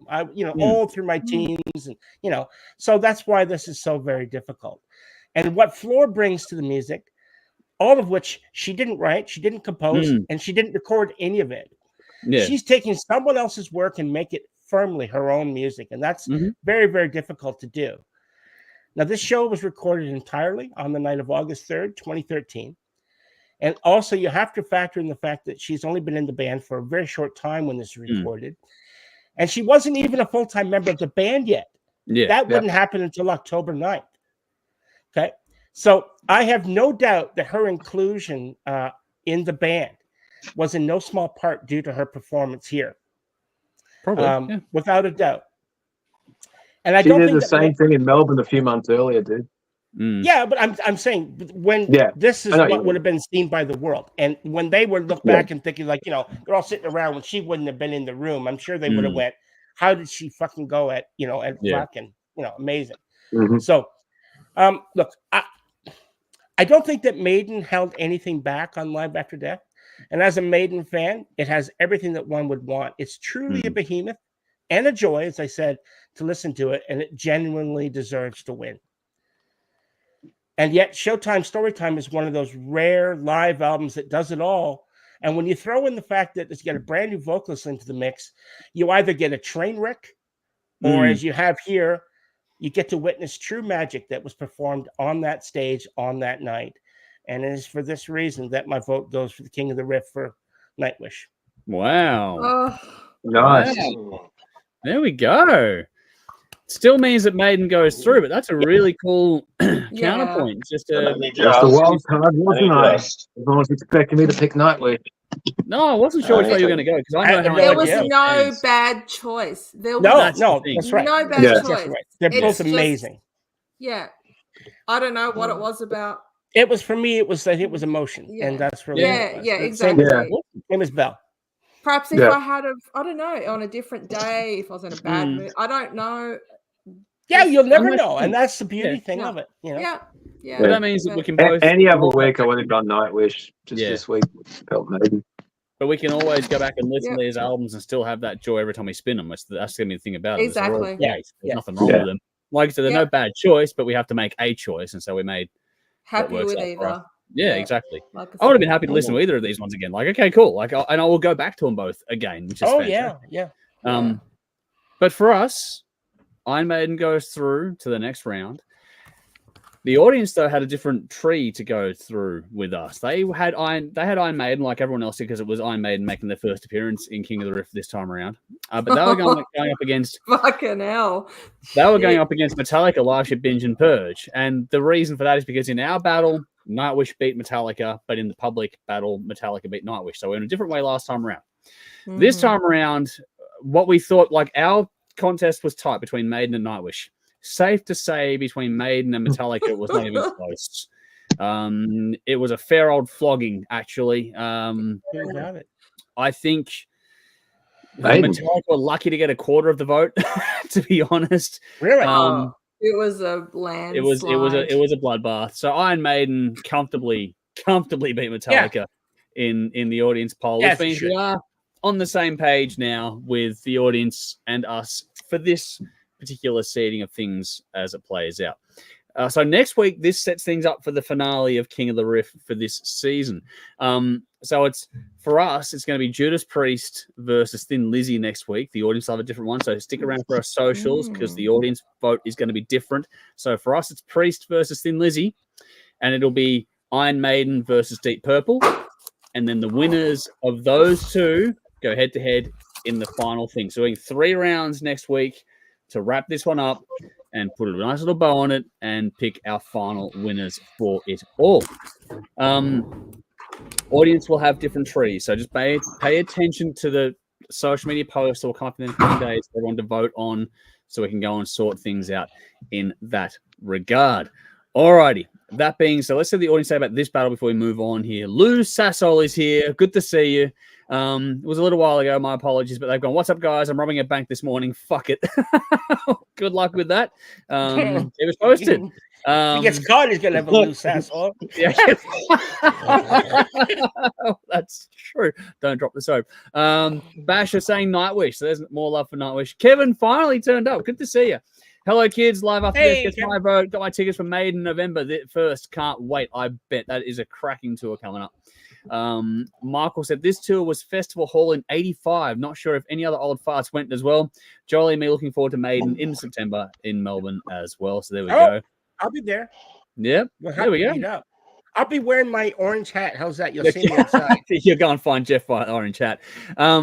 Craig says Powerslave is and always will be my first heavy metal love. Almost 40 years later, Live After Death is still the greatest live album ever made. So there's Craig's vote. Michael says Live After Death, and I don't think Rhyme of the Ancient Mariner mentioned was a biggie at the time. Well, yeah, that's true. Bash says all great reviews. Thank you for the kind words there. And Kevin says bee stick is a funny phrase I learned from THRS since I found you guys about a month ago. Not a big phrase in the US, but I think I want to add it to my repertoire. Yeah. Please do, and let us know how it goes. Another one you want to look up is "We're not here to fuck spiders." That's another one you want to get ahead of. Learn that one too. What we're supposed to do. That's it. So bees dick, and we're not here to fuck spiders. Enjoy those two. Yep. They're definite parts of the Aussie vernacular. I'll put it to you that way. But I'm looking forward to seeing the responses you get from people over there when you talk about a bees dick. That's going to be good. All right. So next week is a big week. We're going to do a massive final round of this thing. And then the week after that is going to be a fun episode where it's going to be called Embrace the Chaos. And it'll be the last thing we do before we take a couple of weeks off. And more on that to come, especially for those in Patreon. Even if you're in the free tier, just sign up to Patreon. Link in the description so I can keep up to date with everything going on there. All righty. That brings us sort of toward the end of proceedings here tonight. We'll get to final comments and final thoughts as we go through things. But it's time to wrap things up and go to win or bin. And this is going to be a bit of fun. So let's start with Conrad this time around. Let's go to you. What is your win and or your bin for this week?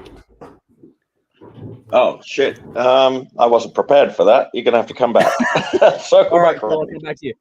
Belle, have you got something ready? Sorry. Yeah, I do. Yep. I have a win. I've possibly found my album of the year. Wow. Okay, nice. I've got to know. Is it the one you were talking about in the chat? Yes, it is.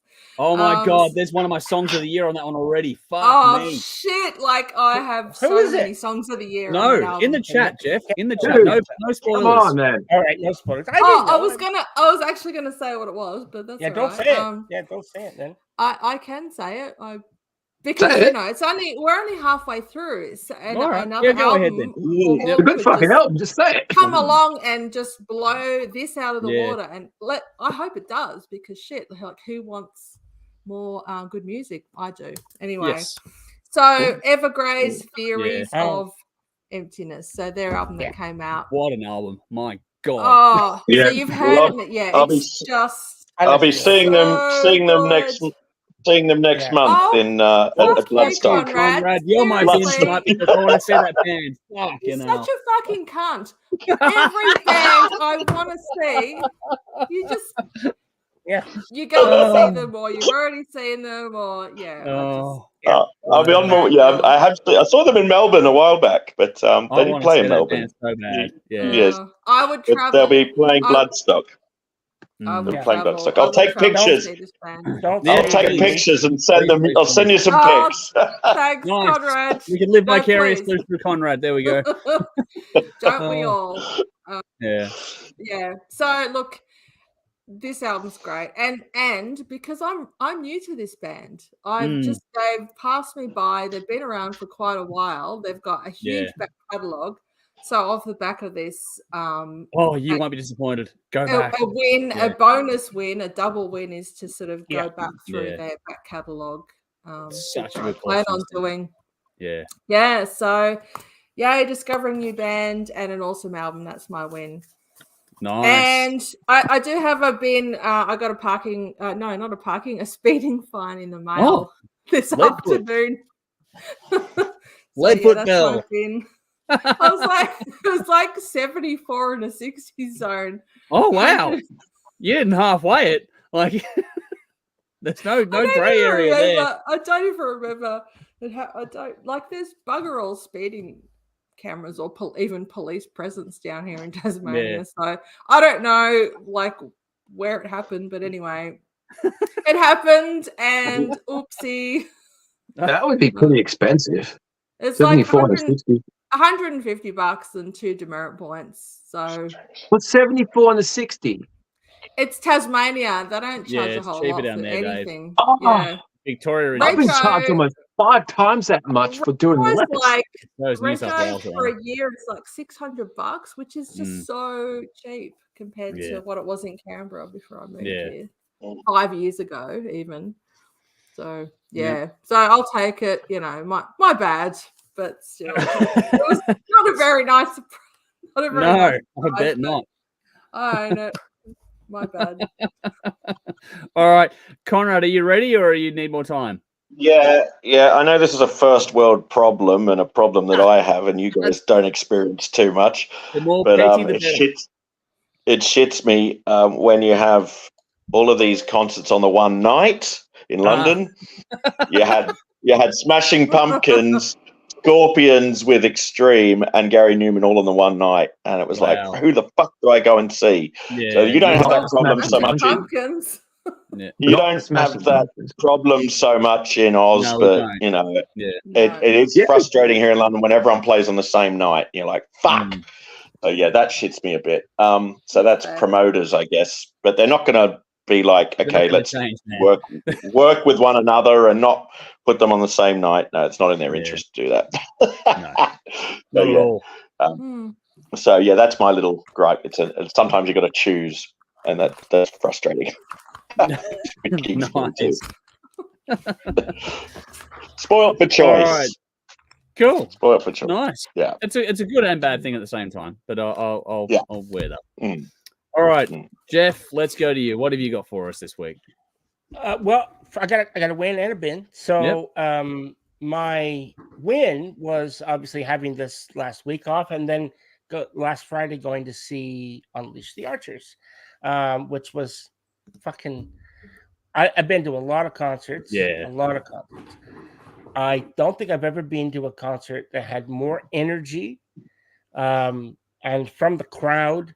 It was just insane. As I mentioned before, it hit me, and I didn't realize, you know, and I was just like, holy shit. And I found myself tearing up because I was just like, it was such an emotional thing to get that from the band and the crowd, and then back to the band and back and forth.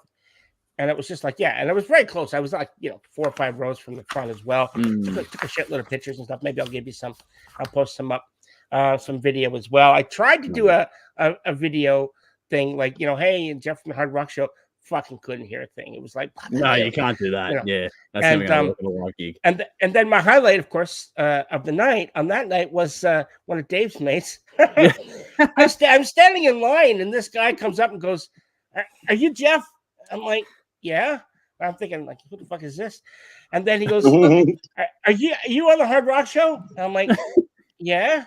He goes, "Fuck, man!" He's like, "Can I have a selfie?" Yeah. So I took a selfie with the guy. Yeah, and, that's awesome. And then I told him, his name is Ben. It's one of Dave's mates. But it took me off guard, and I apparently had a fucking 20-inch grin for the rest of the night. I don't know. But that's the only 20-inch thing I've got. Let me put it that way. No, it was good, and then, so that's my win. And my bin is, I had something else, but then I replaced it literally just as I was about to do the show tonight. So it's bin night. So I took the bins out, right? So I've got the bins out there.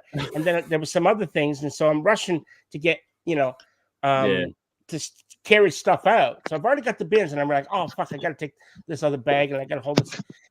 I'm carrying this fucking bag. It's big, and it's I thought it was going to rip, so I'm holding it with both arms. Yeah.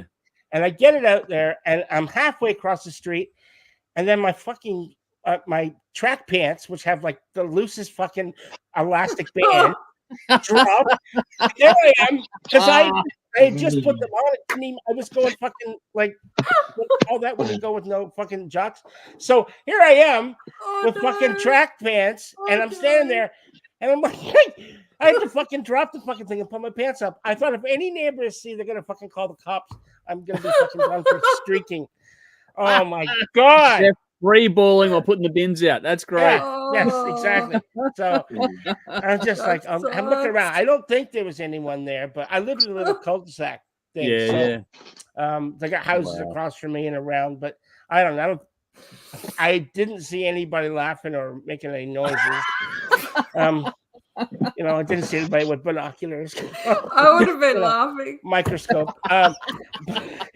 Anyway, that's my bin. Is track pants with shitty fucking elastic that don't hold up. Fair enough. Yeah. So I'm done. That's my bin. All right, Dave, you're back just in time. Win and or bin. What have you got for us this week?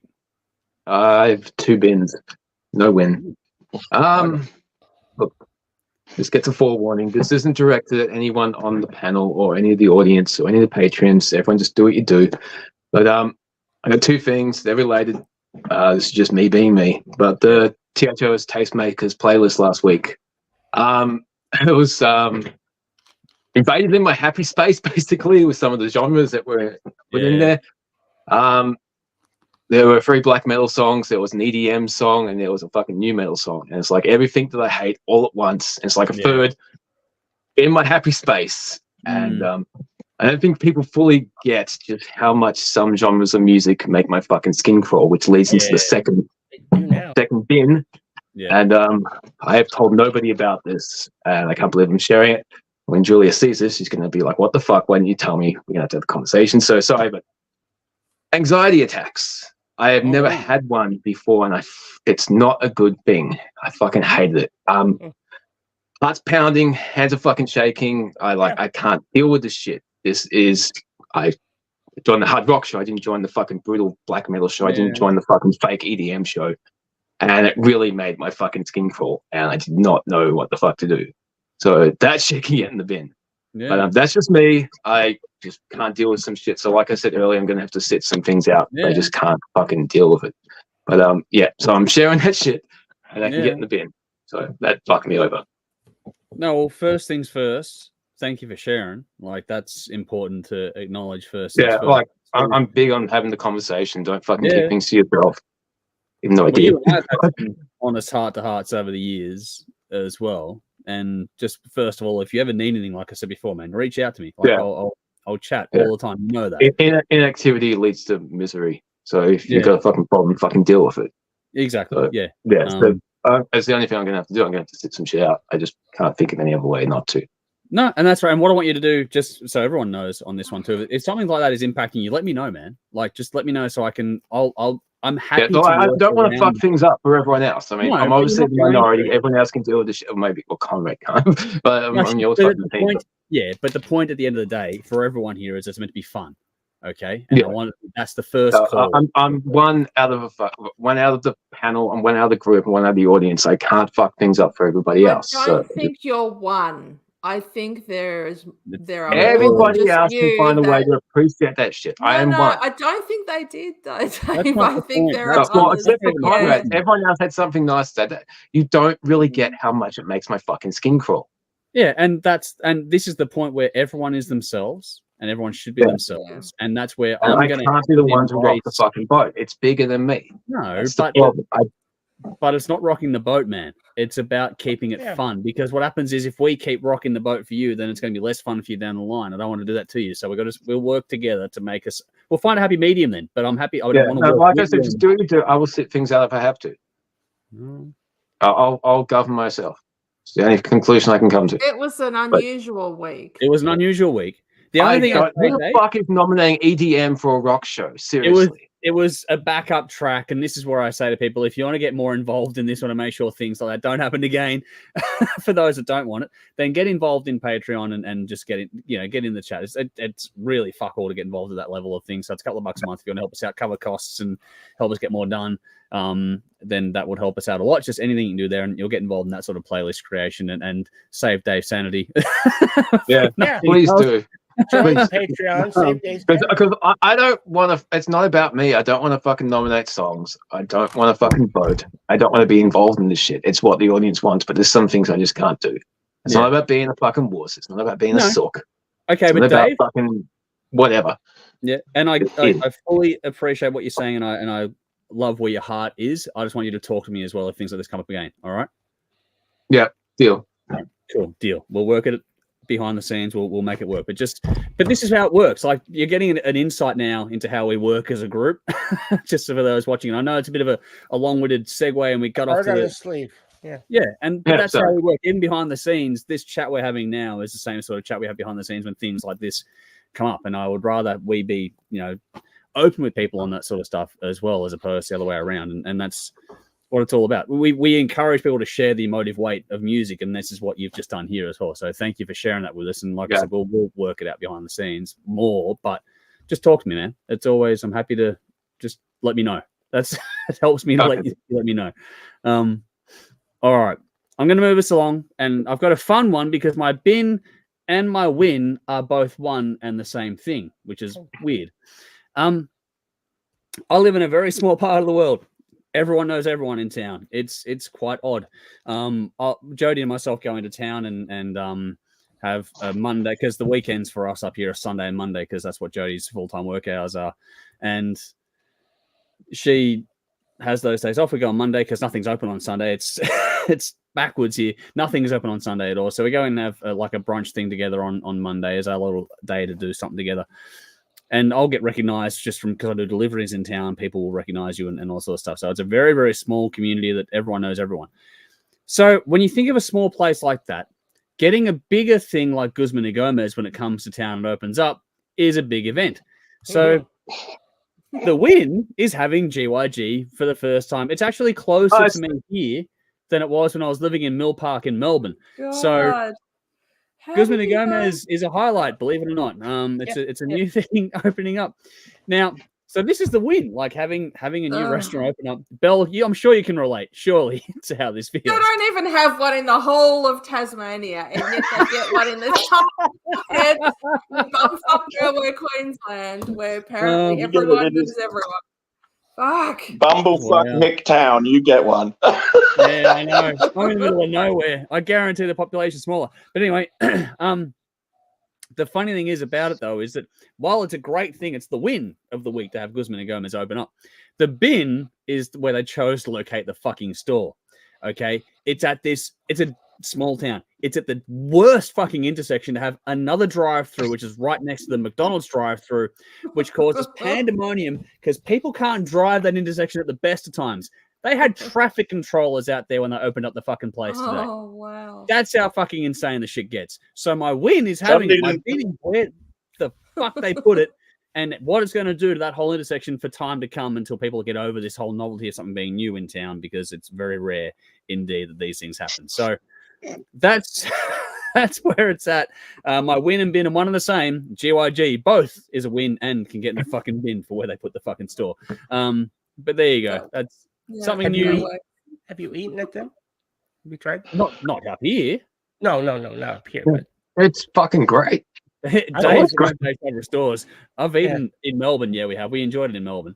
They got a nacho sundae for dessert. Oh my gosh, that is insane. Okay, the breakfast burrito is fucking fantastic. Yeah, Dave loves the heart attack, but it's fantastic. Yeah. Well, they claim that everything is good for you. I have to actually have, when I do it, I have to, that pico de gallo shit. Like that can't go in because I can't fucking eat coriander because it's like battery acid. If I bite into that, you really get along really well. I'm not fucking eat it. I love coriander. I know. So there's a genetic code, and if you, there's a science. Yeah, there's a science to it. There's a science behind it. Wow. Yeah, you can the coriander. You can, yeah, some people are wired differently. There's a Facebook group called "I Hate Coriander," and I'm on. Yeah, I fucking could hate it with a but I'll tell you, it's genetic, though. Some people say it tastes like lemon and zesty.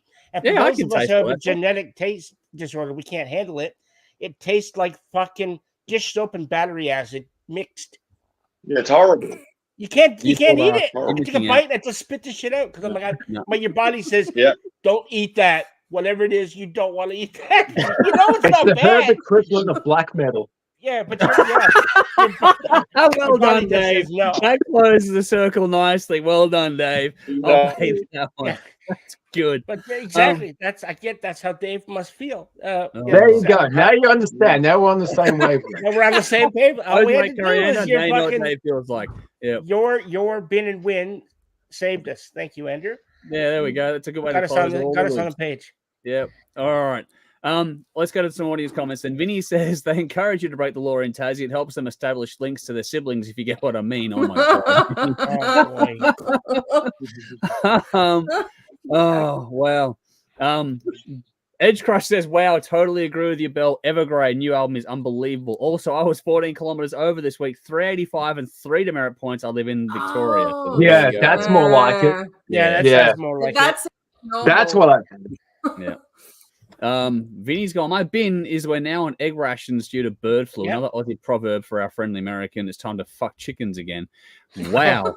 See, I live in the middle of nowhere. I didn't even know that was a thing. We have chickens up here and they're fine. So we're not fucking chickens in Melbourne either, dude. Apparently they called like chickens was a thing. Millions of them. Yeah. Wow. We have chickens. They're fine. I don't know. Vinny says that story would have been better if anyone witnessing you tripping over your penis, Jeff. Oh, fuck. That's never going to happen.